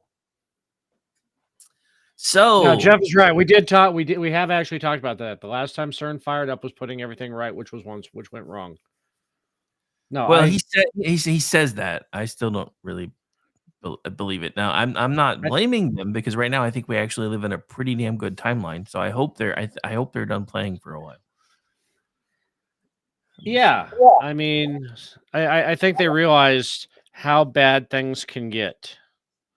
Because even though they're fucking Euro eggheads or American eggheads in Europe with a whole bunch of socialist ideas and think that Star Trek's Utopia is a pretty good fucking idea. Wow, that was way too much lotion. That's what giggity. No, I mean, winter, so my hands are cracked. So I use my hands at work. I needed Aggie got me this awesome fucking lotion, bare knuckles, and yeah, but I just put way too much on. We all know where you use your hands, sir. We do the show in front of a Circle K, so yeah, that's true. But yeah, I think they realized exactly how bad they fucked things up, and it's taken more than one attempt to put it right. Yeah, I think so. I think you're right. So, Jeff, you might be right. Glenn has been pimping his daughter's Christmas music as bumpers, so it kind of turned me off. I will probably be checking that out once I'm more in the mood for Christmas music. Because the little bit I've heard didn't sound terrible, but at the same time, I'm like, dude, you're playing Christmas music like even the week before Thanksgiving. That's a little much to me. No, that's the one thing is like I don't believe in Christmas decorations as soon as the Halloween decorations come down. There's a perfectly cromulent holiday in between Halloween and Christmas. It's called Thanksgiving. Enjoy it. Yeah, I'm pissed. I didn't get the inflatable I wanted this year. I still want to get one of the ones with Santa like face down and the turkey sitting on top of him holding a sign saying, "Wait your turn, fat man." I'm going to get one of those for my yard one of these days. I'm going to get one of those for my yard one of these days. But anyway, so yeah, what's up with your state still counting votes, bro? I don't know, man. You know what? Okay, so this kind of dovetails into something I was going to talk about, and that's Kamala's drunk video today, and how they're doing exploratory committees for her 2028 run, or if she should just run for California governor in 2026. I have a theory. I know, weird, right? You have theories since when? Yeah. If Trump has a good year and a half and Kamala tries to run for governor of California, California will get a Republican governor again. Please? She is so hated here. And I think if her presidential exploratory committee for 2028 says no fucking way. Because I mean, it's even coming out now that they even knew their internal numbers were fucking terrible. And so it's like, okay, did they lie to the media or did the media anyway, who lied? It's like everybody. Anyway. So, because with the inroads that Trump made with Hispanics and African Americans this year, and if she decides she's better off, her odds are better to run for California governor, then California will have a Republican governor. And that still won't be enough to dissuade her from running for some political office in the future. She is a very dumb woman. Yeah, I mean, the thing that kind of floored me, right, is I kind of thought she got the memo when she kind of tucked tail after the election and went and hid in Hawaii for a couple of weeks. I'm still pretty sure she was pounding on Oprah's door trying to get some of that money back. I'm just saying. Right. But for her to come back onto the scene, how she did and in the way she did, and in what appeared to me to be an obviously impaired state, just proves she didn't get the memo. Because even like big name DNC people are like, dude, she should have just went away for like 6 months. Yeah. Run out the vice presidency. Nobody pays attention to the vice president anyway. But yeah, it's just, I don't know. And don't get me wrong, I am not trying to give any Democrats any ideas on how to fix their shit ever. I'm just not. Yeah. Never interrupt your enemy while they're making a mistake. Exactly. But I know, Jeff, June 2nd is still your favorite holiday. It's probably Amish's too. Well, what it is. He tried to make that joke on Toxic, and I was all looking up Finnish holidays, and I didn't realize he was talking about one of ours.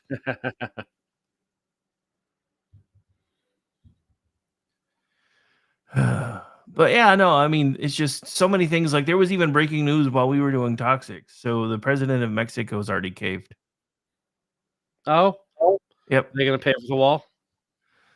So according to Donald Trump, he announced that he and the newly elected Mexican president have come to a deal to stop the massive flow of illegal immigrants in the United States. On Thanksgiving Eve, Trump said he spoke with Pardo, who recently took office, on the phone, and that he has agreed to stop migration through Mexico and into the United States I didn't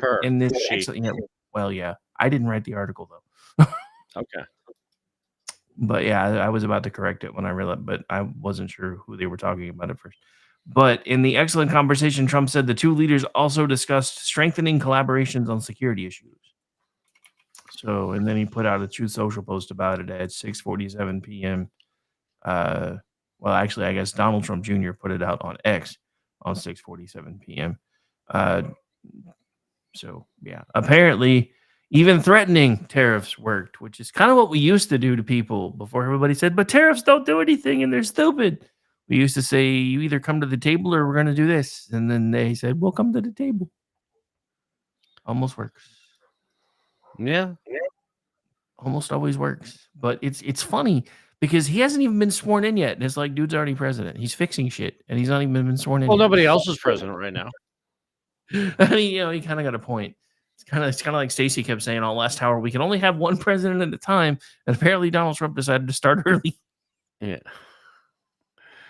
he'll get 4 years and 3 months. And I keep saying this to everybody that I know that's pissed off, and I'm like, you know what? If they hadn't cheated in 2020, because it's pretty apparent that they did now, because you can look at 16, 20, and 2024, and you can see there's obviously something that's going on. Now, that's a combination of all the COVID rules and some shenanigans, and I get that, but there was still obviously some apparent shenanigans, especially when counties in Pennsylvania were like, we're still counting invalid votes anyway, motherfuckers. We don't care. So, yeah. We know it's illegal. We don't care. If they're saying that now, imagine what they were doing 4 years ago. Just let that That's a part good sink look. in. Just let that part sink in for just a second. But the whole thing is, watching all this happen and having all of it unfold the way they did. I've had people that I have known for forever that have come unglued on me about this shit. And I'm like, look, if they hadn't done the shady shit in 20, look at how 2022 went and 2020, and look at how 2022 went for the House and the Senate. He would have been hamstringed the whole time and been on the way out the door already. This isn't our fault. You guys are the ones that gave him the mandate back by basically being Right. completely unmanageable, completely unhinged, and, being fine with the weaponization of pretty much every branch of our government to go after one single person. And we were like, yeah, no, we're not having any of this. Yeah, We're just that's not. not a good.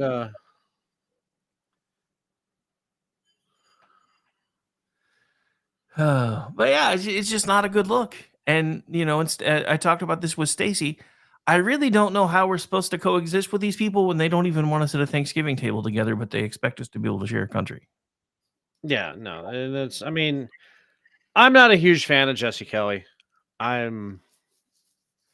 I don't know. Yeah, he He- became a little too big for his britches, in my opinion.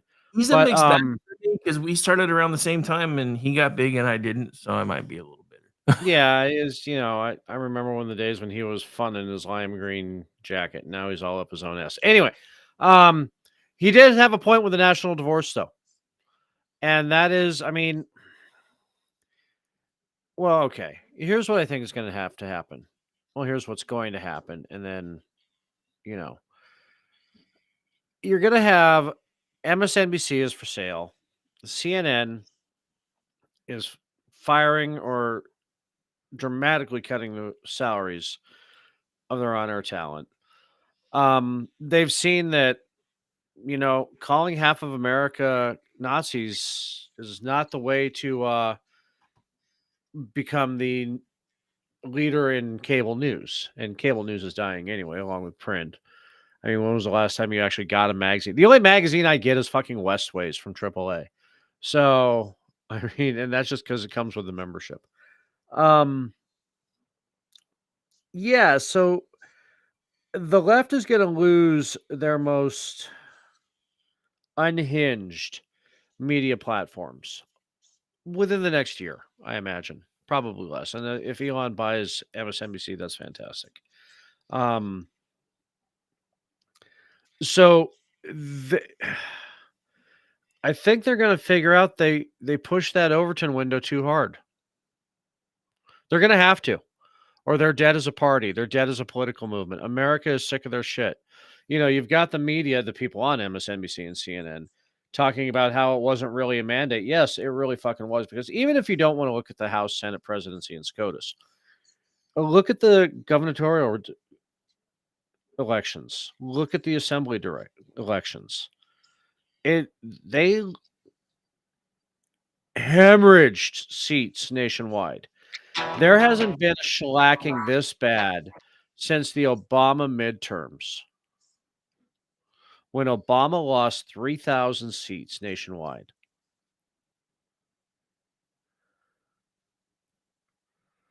From Sorry, top down. I was trying to get ready for break and I accidentally queued it early. My bad. I heard a little background chattery. I think I have it squared away now. I think, but anyway. See, and Jeff, to your point, yeah, Jeff in chat, he really does hope Trump backseats lamestream media and puts podcasters, et cetera, up front. If you didn't get the memo and know what he's talking about with that, Trump said he's going to allow influencers, podcasters, and independent media in the White House press corps. Makes me wish I lived in DC. Not gonna lie. Yeah. I mean, not that I'm big enough, but it would be fun. Well, I mean, look at it like this: we're bigger than Media Matters. We're bigger than fucking Daily Coos. I don't mean it in a negative way. Because we will be eventually. Because I'm not going to stop till we are. I'm just saying. Hey, I mean, I like that we're still small, but that's just me. Because then my fart noises become less endearing when we get a wider population. It'll be like, remember when Mojo 50 got too big for their britches? Don't get me wrong. Well, I like Mojo 50. We got friends over there still. Dude, but they're pretty much defunct now. Yeah, I mean, I noticed I don't get as many emails about show starts as I used to. But yeah, that's it's we had Fubar over there. For those of you who've been around for a while, you know the story, but for our new listeners, you don't. Politibuddy and I, we had Fubar over there for a while. After we came here, we went over there. We were simulcast over there. We were still doing the show here, but we were rebroadcasting it over there. And this was when Doc Thompson was still alive. And to his credit, he was doing a great job of building the brand. But after doing, what did we do? 3, 4, 5 months over there? Maybe 6 months? Yeah, we got a letter saying 5 months. And then the fifth month, the 5th month was when Thompson died. I think he died 4 or 5 months in. And then all of a sudden, all the stuff started changing. And then they were like, well, he was still alive when he left because he was very gracious, because when they came out with the policy, see, what they were trying to do at the time was they were trying to attract the millennials.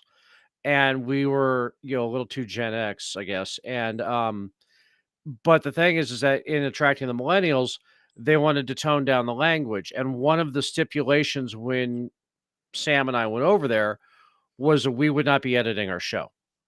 We would be doing, you came to us, we're doing the show you came to us for. And when they wanted us to tone down the language, we just said, sorry, Doc, we no. I think my initial reply was fuck that. That wasn't Doc, though. That was Ron. Doc had already passed away. Ron was the one that started making those changes, not Doc. Was it? I thought, because I could have sworn that that was, because we were talking. Okay. That was within 2 or 3. That was within 2 or 3 weeks of Doc Thompson passing away, and Ron realizing that he was left the keys to the kingdom. That's right. That's right. And he started, and then he went in. Then he started making. So you guys probably would have left anyway. At least I hope so, because he went in and started making everybody sign exclusivity rights shit. Yeah, we wouldn't have done that. And then Cowboy Logic jumped ship, and a couple months later went over to Real America's Voice. They converted over to a TV stream and do their show over there on the weekends. And since then, I think they may have maybe 2 or 3 shows left now. Maybe they still do their morning mojo, but that's the only one I ever really see pop up anywhere anymore. Yeah, with Keith Nowalnick and shit. Yeah, but yeah, I mean, no, I mean, and that's that's a shame, because we need more voices, not fewer. And well, that's the thing that pisses me off, though, because he knew that Doc Thompson was a libertarian. Doc did not give a shit about language. That's one of the first things Doc said, because Sam showed me a couple of the emails, because she was like, I just want to make sure you're cool with this. I'm like, dude, I don't care. I was like, anywhere you guys can go that has a bigger reach than me, as long as at least some of them come back here, it'll be worth it. That's just like everybody on Saturday night was like, you care if I run the UFO panel on my channel? I was like, no, it's got my branding all over it. Why the fuck would I care? Right. Well, and that's the thing, is that, I mean, we made it understood. We were KLRN. You're rebroadcasting our show from KLRN is what you're doing. And goddamn, everybody who was on before us was so fucking dry. I mean, it's good, but I mean, that's like you have a bomb comic coming out before, the main act, and just fucking stinking up, pissing off the audience. So, but yeah, the show that was on before, I remember the show that was on before us was so fucking boring. Oh, yeah. I mean, it's like you and I talk about with that other guy that we won't talk about. Yeah. Over at the Blaze. Yeah, that guy. Which is funny, because we pull bigger numbers than he does. Anyway. Dude. Yeah, it's funny, because honestly, about the only one that's kicking my ass anymore, and it's only when he puts his stuff out on his own feed, is Charlie Kirk. When Charlie Kirk uses his own feed, I don't stand a chance. If he's only broadcasting on RAV, most of the time I kick his ass. And that makes me feel good. So that's. But anyway, yeah. For people new to the show too, we talk a lot of inside baseball with the network on this one because we try not to do that on the other shows. So this is kind of like our catharsis of, hey, look how fucking cool we are right now. Which I don't know. Again, I'm still looking forward to the Christmas show this year, and I'm looking forward to and Jeff replaying Christmas Carol on Friday night. I'm looking forward to that too. So much fun. But yeah, it's like I was telling Jeff. He needs to he needs to try to touch base with everybody so that anybody who's available to can go ahead and log in over there and set it up the rebroadcast on all the feeds so we can see how much of a net we can cast. All right. Which is weird because like tonight, for some reason, the KLR radio feed is like the most packed one. That's rare. I'm digging it, but it's rare. We'll take it. So, you want to go to break? We'll come back and talk what we usually talk about, which is nonsense. Yeah, I mean, we got plenty more nonsense to talk about, so we might as well. Yeah, I got to make another tea and brandy. Vincent, if you're listening, thank you for the tea. My brandy went well. Very nice. Vincent will tweet from time to time. I need some tea. I'm going to make some tea. Does anybody want tea? So I said yes. Decided we're going to be a little mellow tonight because I don't have to stay up till midnight. So, or actually, yeah, it would be midnight, 1 Eastern. I don't have to do that tonight. You take an edible during the break then? No, just playing more mellow bumpers. Okay. You'll hear it in a second if you're not yet. We'll be right back, ladies and gentlemen. Another segment on the other side of this one. Stay tuned. To make you feel small and alone, to make you feel that your mind isn't your own. I spent the day in bed. It's a consolation when all my dreams are perfectly legal in sheets for Hello, friends. Do you have a moment so that we may discuss our Lord and Savior Minarchy? No, seriously, I'm just kidding. Hi, my name's Rick Robinson. I am the general manager of KLRNradio.com. We are probably the largest independent podcast network that you've never heard of. We have a little bit of everything, and by that, what I mean to tell you is we have news, pop culture, special events, conspiratainment, true crime, mental health shows, drama productions, and pretty much everything in between. So if you're looking for a new podcast home to grab a little bit of everything that you love all in one place, come check us out. You can find us on X under @KLRNradio. You can find us on our Rumble and our YouTube channels under the same names. You can also find us at KLRNradio.com and pretty much every podcast catcher known to man. So again, feel free to come check us out anytime you like at KLRNradio.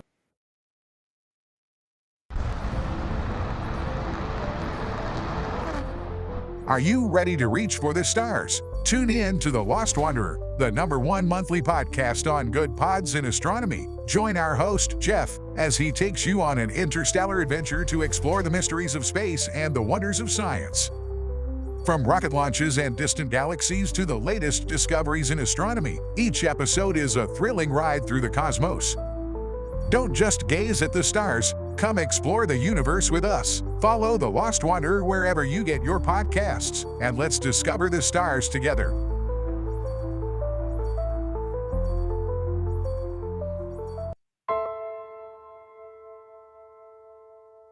My dad was really, really special, and I loved my dad a lot. I'm proud of him, and that even though he isn't here with us, but he died as a true hero. I miss everything about him. In the moment that the officers and I had to come see the children, my biggest reaction was, I don't have 7 arms. I have 7 children who just lost their father, and I don't have 7 arms to wrap around them. I'm Frank Silla, chairman of the Stephen Silla Tunnel to Towers Foundation. Our foundation is committed to delivering mortgage-free homes for Gold Star families and fallen first responder families. To not have to worry financially is a huge peace of mind. The thought of, what in the world will I possibly do to pay the bills? How will I possibly let the children have a life that feels normal. I don't want them to have to quit their piano lessons or their basketball. I don't want them to feel that we have to move into a little apartment and struggle financially in addition to the emotional weight. There are over 1,000 families that need our help.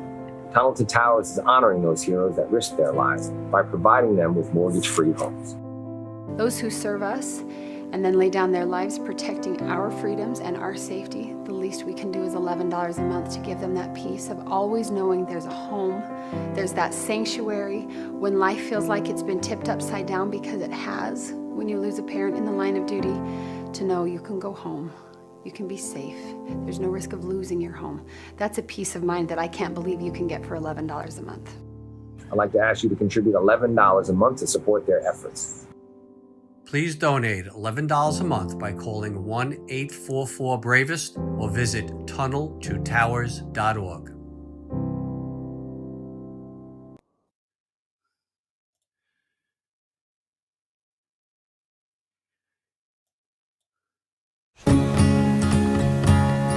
Independence. With that declaration, America was born. Inspired by a belief in the God-given rights of every human being. That among these are life, liberty, and the pursuit of happiness. Our government was established to secure these rights and for the good that comes from exercising them well. This is why the founders of our great nation chose independence. As do we. Hillsdale College accepts no government funding. Because independence makes possible the good to which we aspire. Hillsdale College, pursuing truth and defending liberty since 1844.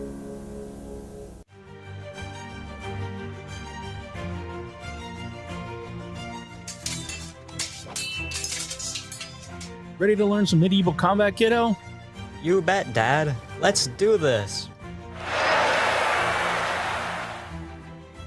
You know, spending quality time with your kids is important, but finding a fun and safe way to do it can really be a challenge. That's where halberds come in.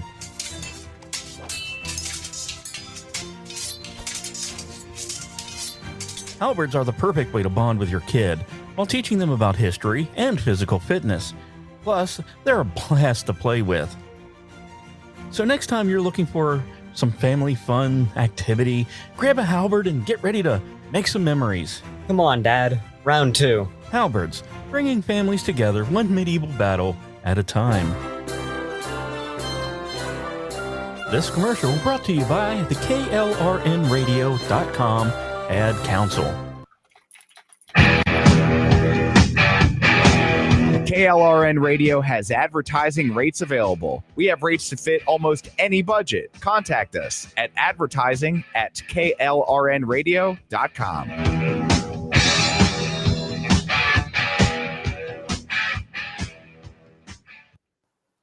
The following program contains coarse language and adult themes. Listener discretion is advised. Mind isn't your own. Oh, time, do as I wish. Time, do as I wish.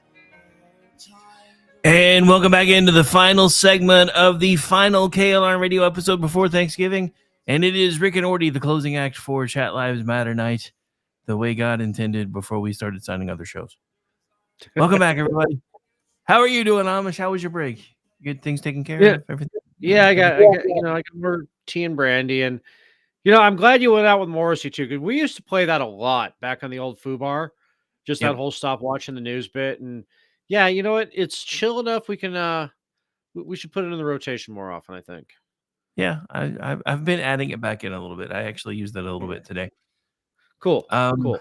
Well, that, and I think it's apropos because most of the regular media is dying. So absolutely, and that's, and it deserves to die. It really does. It's Hey, Zelda, unless you're gonna pay me what the ads pay me, you should stop griping about the ads.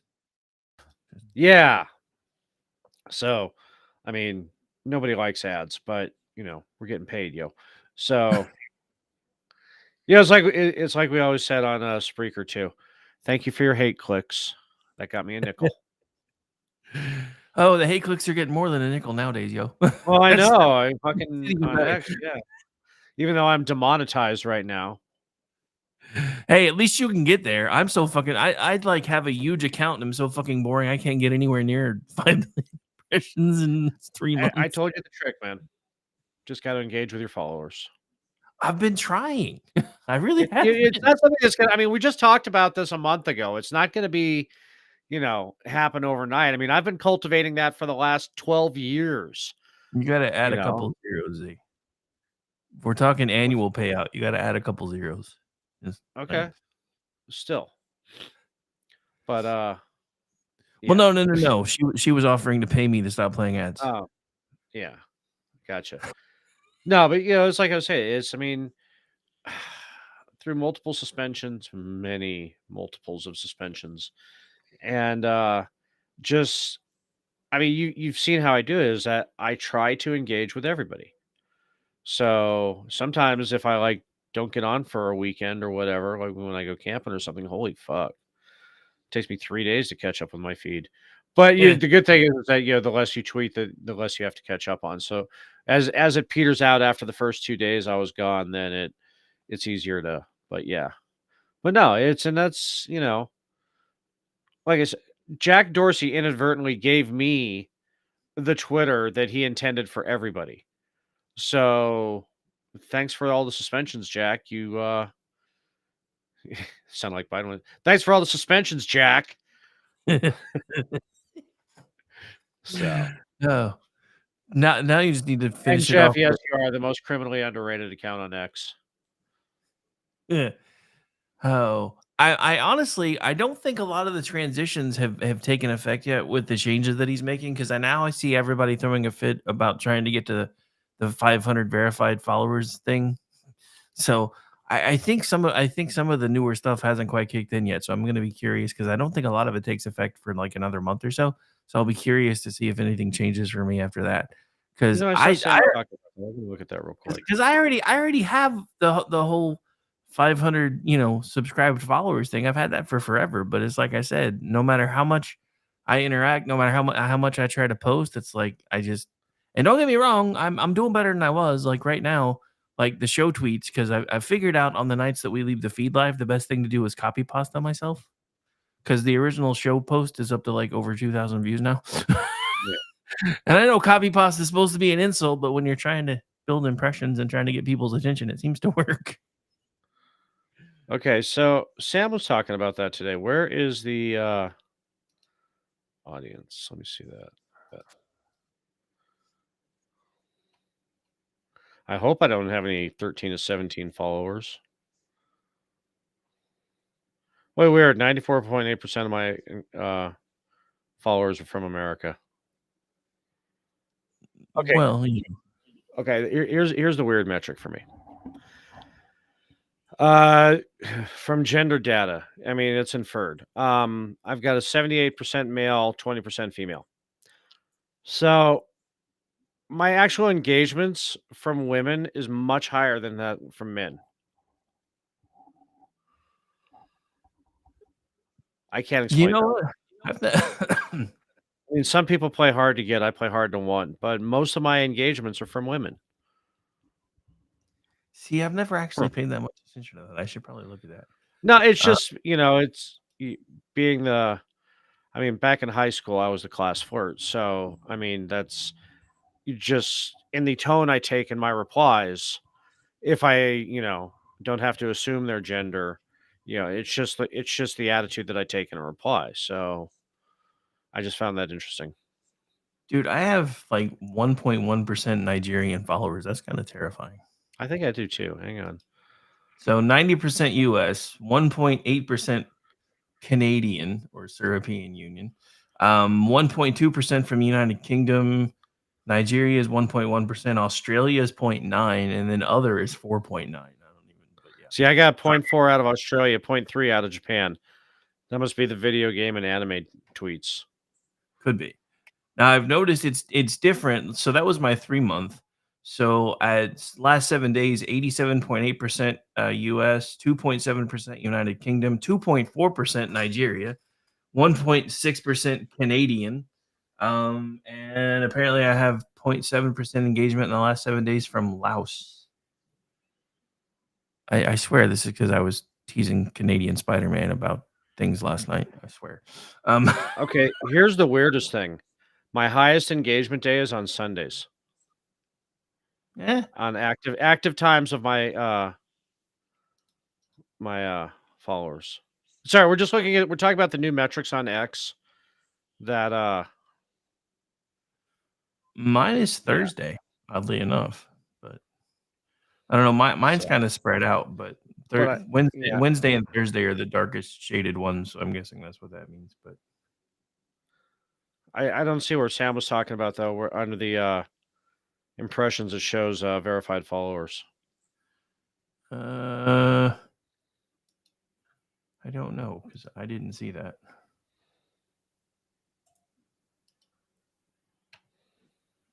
Actually, it does. It's the very first box. Verified followers for me showing 1.9 thousand. So maybe that's why. That's under analytics. Yep. Should be the shit. Okay.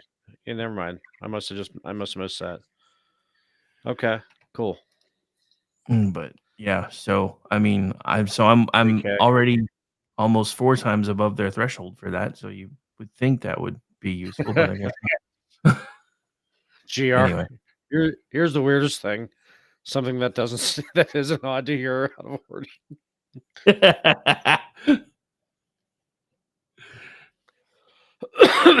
Okay. I'm gonna say, when we went out and came back from the bumper for the break was Morrissey Spent the Day in Bed. Or fuck, I can't remember the actual name of the song. That's just how No, that's it. in my head came. Okay. That's it. Yeah, so I'm glad Cal was still listening at that point because him and I share a lot of the same flavor in music, and when that played, I'm like, oh fuck, I hope Cal's still in there because he'll dig it. And so yeah, I was happy about that. Well, the irony is I have actually been spending a little bit more time in bed lately, so I thought it was fitting too. Well, there's that too. But anyway. And so generally, got Jess in the Was chat. that- Hi, Jess. Nice. Hey, Jess. And hello, everybody joining us tonight out in TV land. And Cal's still there too. Cool. Yeah, so it's just it's a fun song. I mean, it's not meant to be, but it's kind of as Morrissey's, I don't want to say his politics have evolved because I think he's always been that way, but he's more comfortable in speaking it. That song's actually kind of a Gen X conservatarian ballad almost. It's kind of if it wasn't meant to be one, it's become one. It should become one. It got a lot of play when that album first dropped, and I think we're the only ones still playing it because I don't even hear it on anywhere on XM. But maybe I'm just not listening to the right channels. That's because we're cool. They're not. So okay. Well, that's true. So, shit, it's getting late. What are you watching? Damn, what have I been? I'm starting it early because we have a tendency to ramble on this one. No. I was actually about to do the same thing. Damn it. So hang on. There actually have been a couple things that I've watched recently that were on Peacock Originals. Hysteria is a pretty good one. It's this whole weird thing about a town that gets caught up with this whole.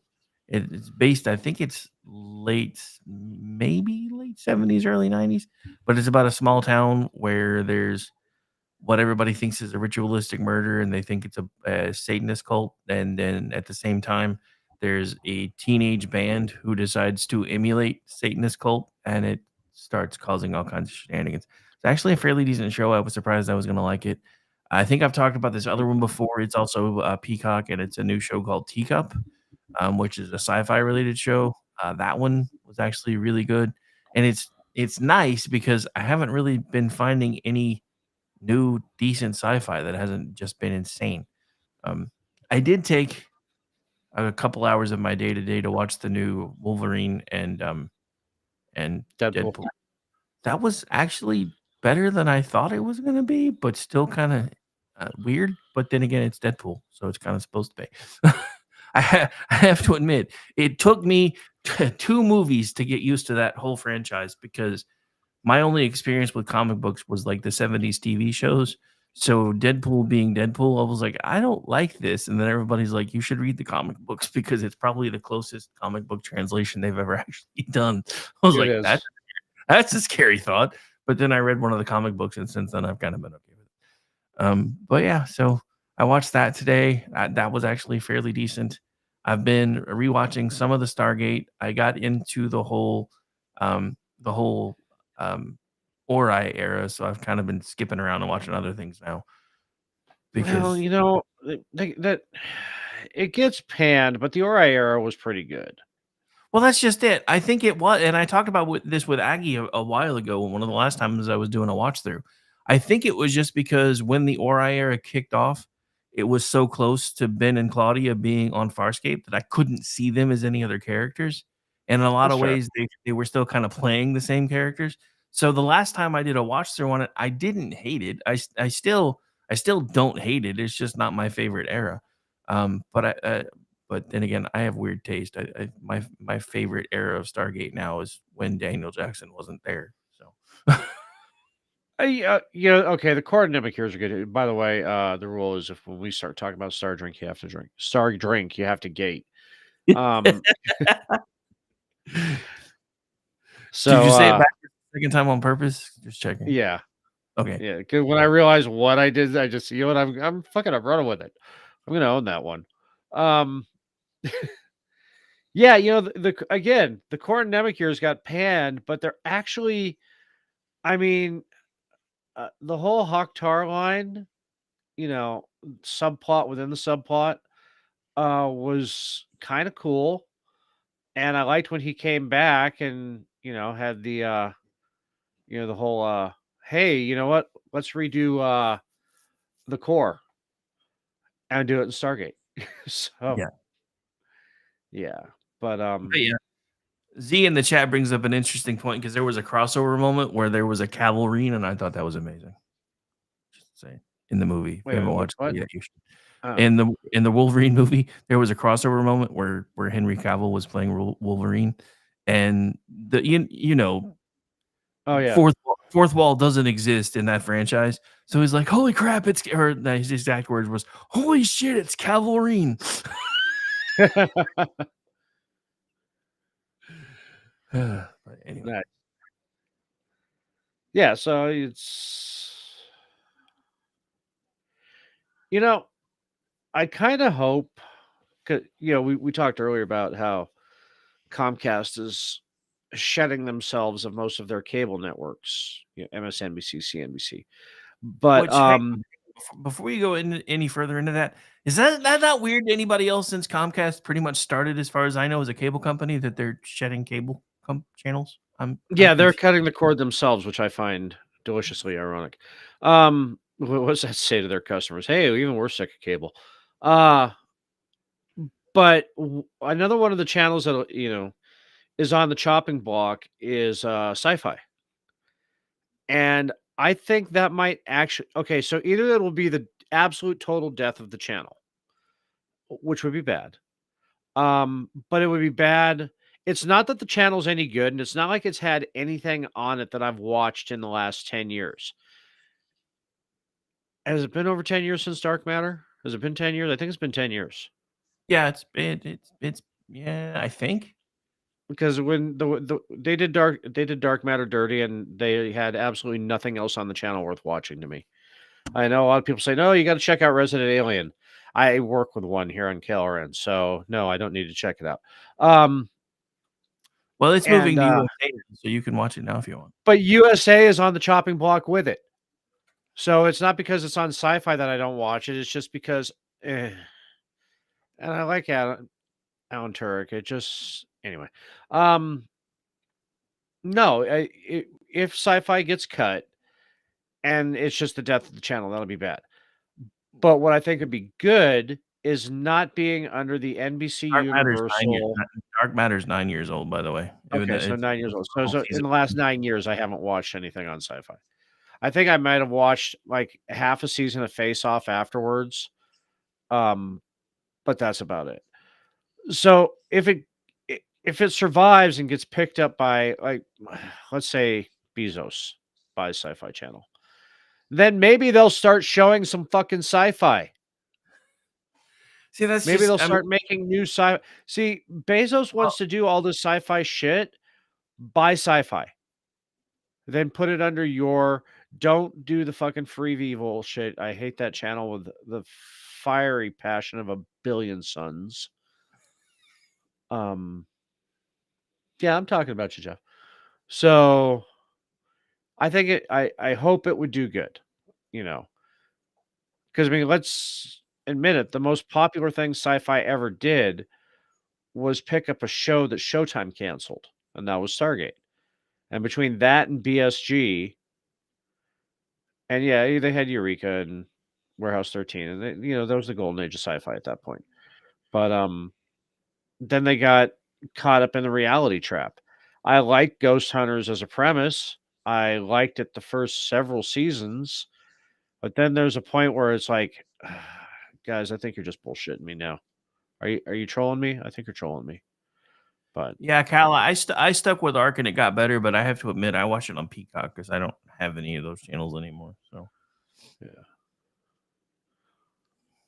yeah, we can't have Musk buying everything. He's but speaking of, this tweet, I mean, I don't want to say it flew under the radar, but it flew under the radar in a lot of my circles. It was actually Delaney that pointed it out to me. A tweet from Musk is that he's going to be using XAI as a foundation for video game production and for indie game developers. And he was actually blasting AAA developers, and it's like Grums and the usual suspects got in on it too. But yeah, I'm excited about that. Yeah, I was excited about Amazon with Lumberyard too, but as far as I know, there's only one game that's using Lumberyard, and that's been in alpha for the last fucking decade. So fuck you, Star Citizen. I can't even be asked to care about that game anymore. Hey, Amish, you've been memed again. Have I? Yeah, I don't know if you can see it or not. Oh, nice, nice. When we mentioned Star Trek, you have to gate. The chevrons are closing, Lana. Yes. Me, I'm watching Pretender still. I'm deeply into season 2. Still can't get over.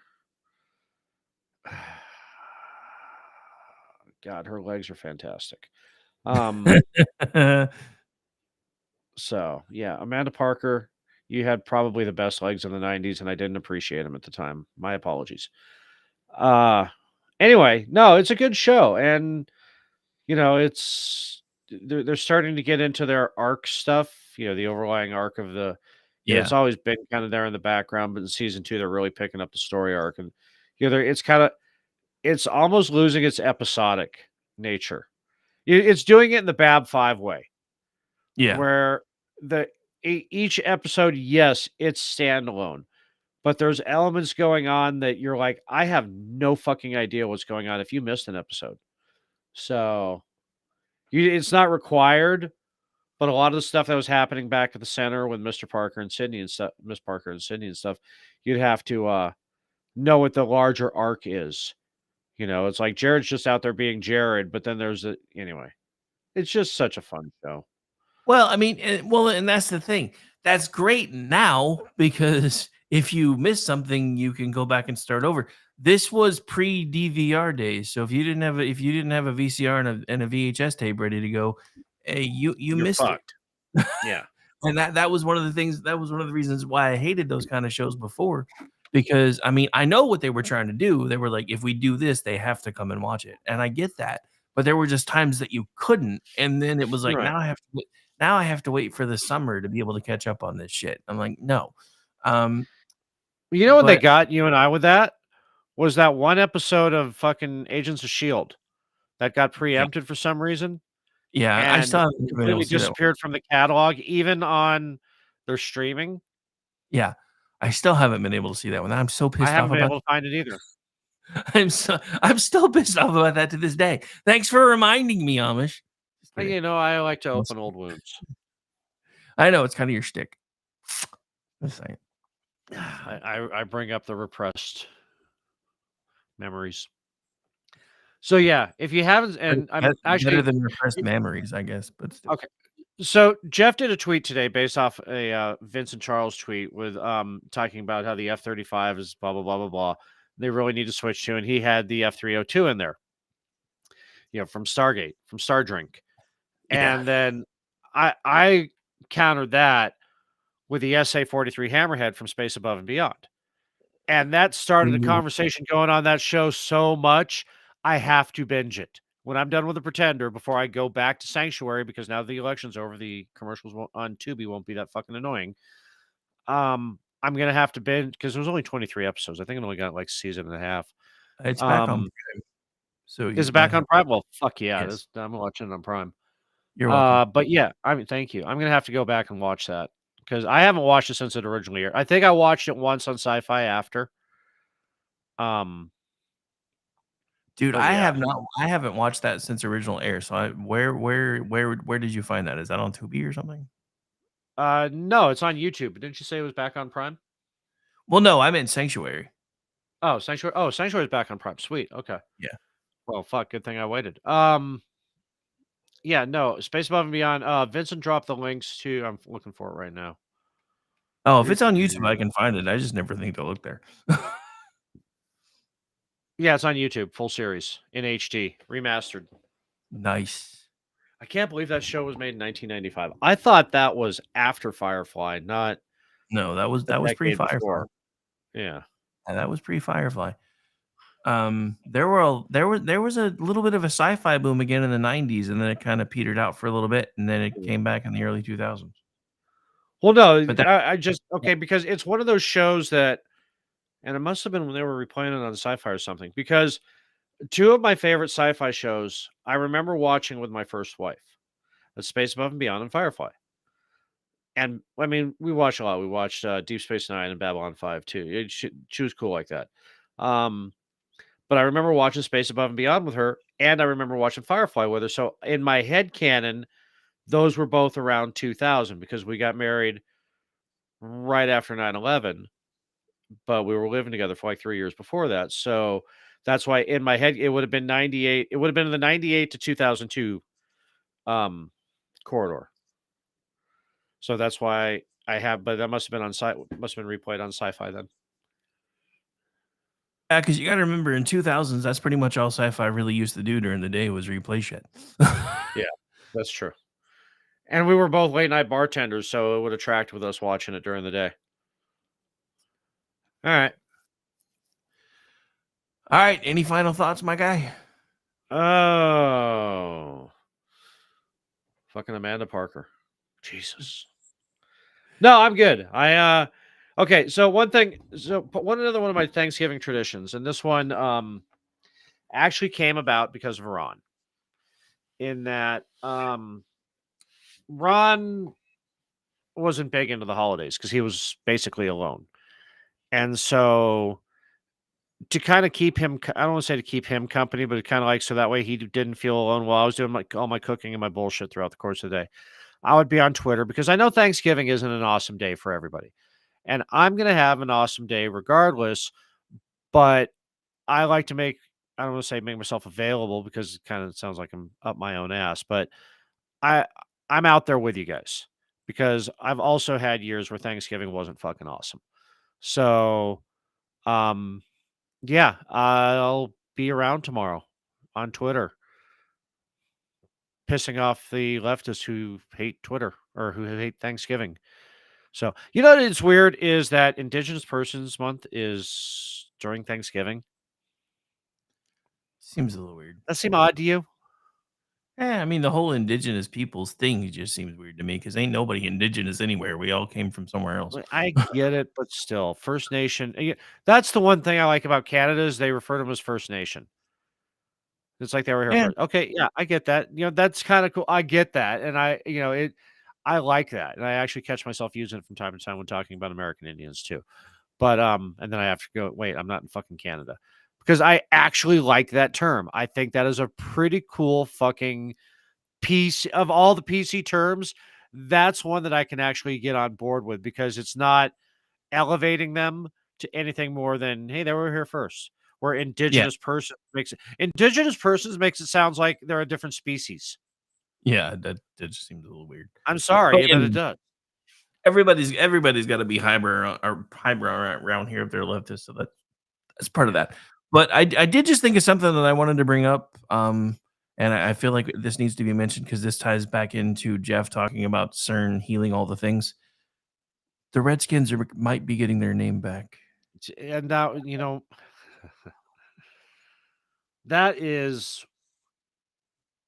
that's right up there with Walmart dropping DEI. I know, right? That is just, that gives me a Schadenboner because it's like, yeah, you know what? You had your little tantrum. We tried it your way. Nobody fucking liked it. Shut up now. We tried it your way. Yeah. And well, now even the tribe that originally, was the reason they used the name in the first place, has been writing letters ever since they took it away, going, why are a bunch of white people telling us not to y'all ain't going to use this when we're telling you we're okay with it? It's like that meme going around about the American Indian wearing the Caucasian shirt. It's like, I don't find that offensive. I find that fucking funny. That's fantastic. Oh, but then again, we're from a generation where we actually didn't see everything as skin color because we were told not to. Right. And we laughed at Now everybody. That's racist not to see skin color. Wait a second. Time to fuck out. That's the exact opposite. I know you're all trying to cancel King because you found out that he was a Republican, but come on. Oh, all right. We should probably get out of So here. that's my final thoughts. What do you got on your mind? Other than I think America is trying to be fun again. I think the world is trying to be fun again. Something else that we didn't really have time to talk. Well, they're trying. They're just not there yet.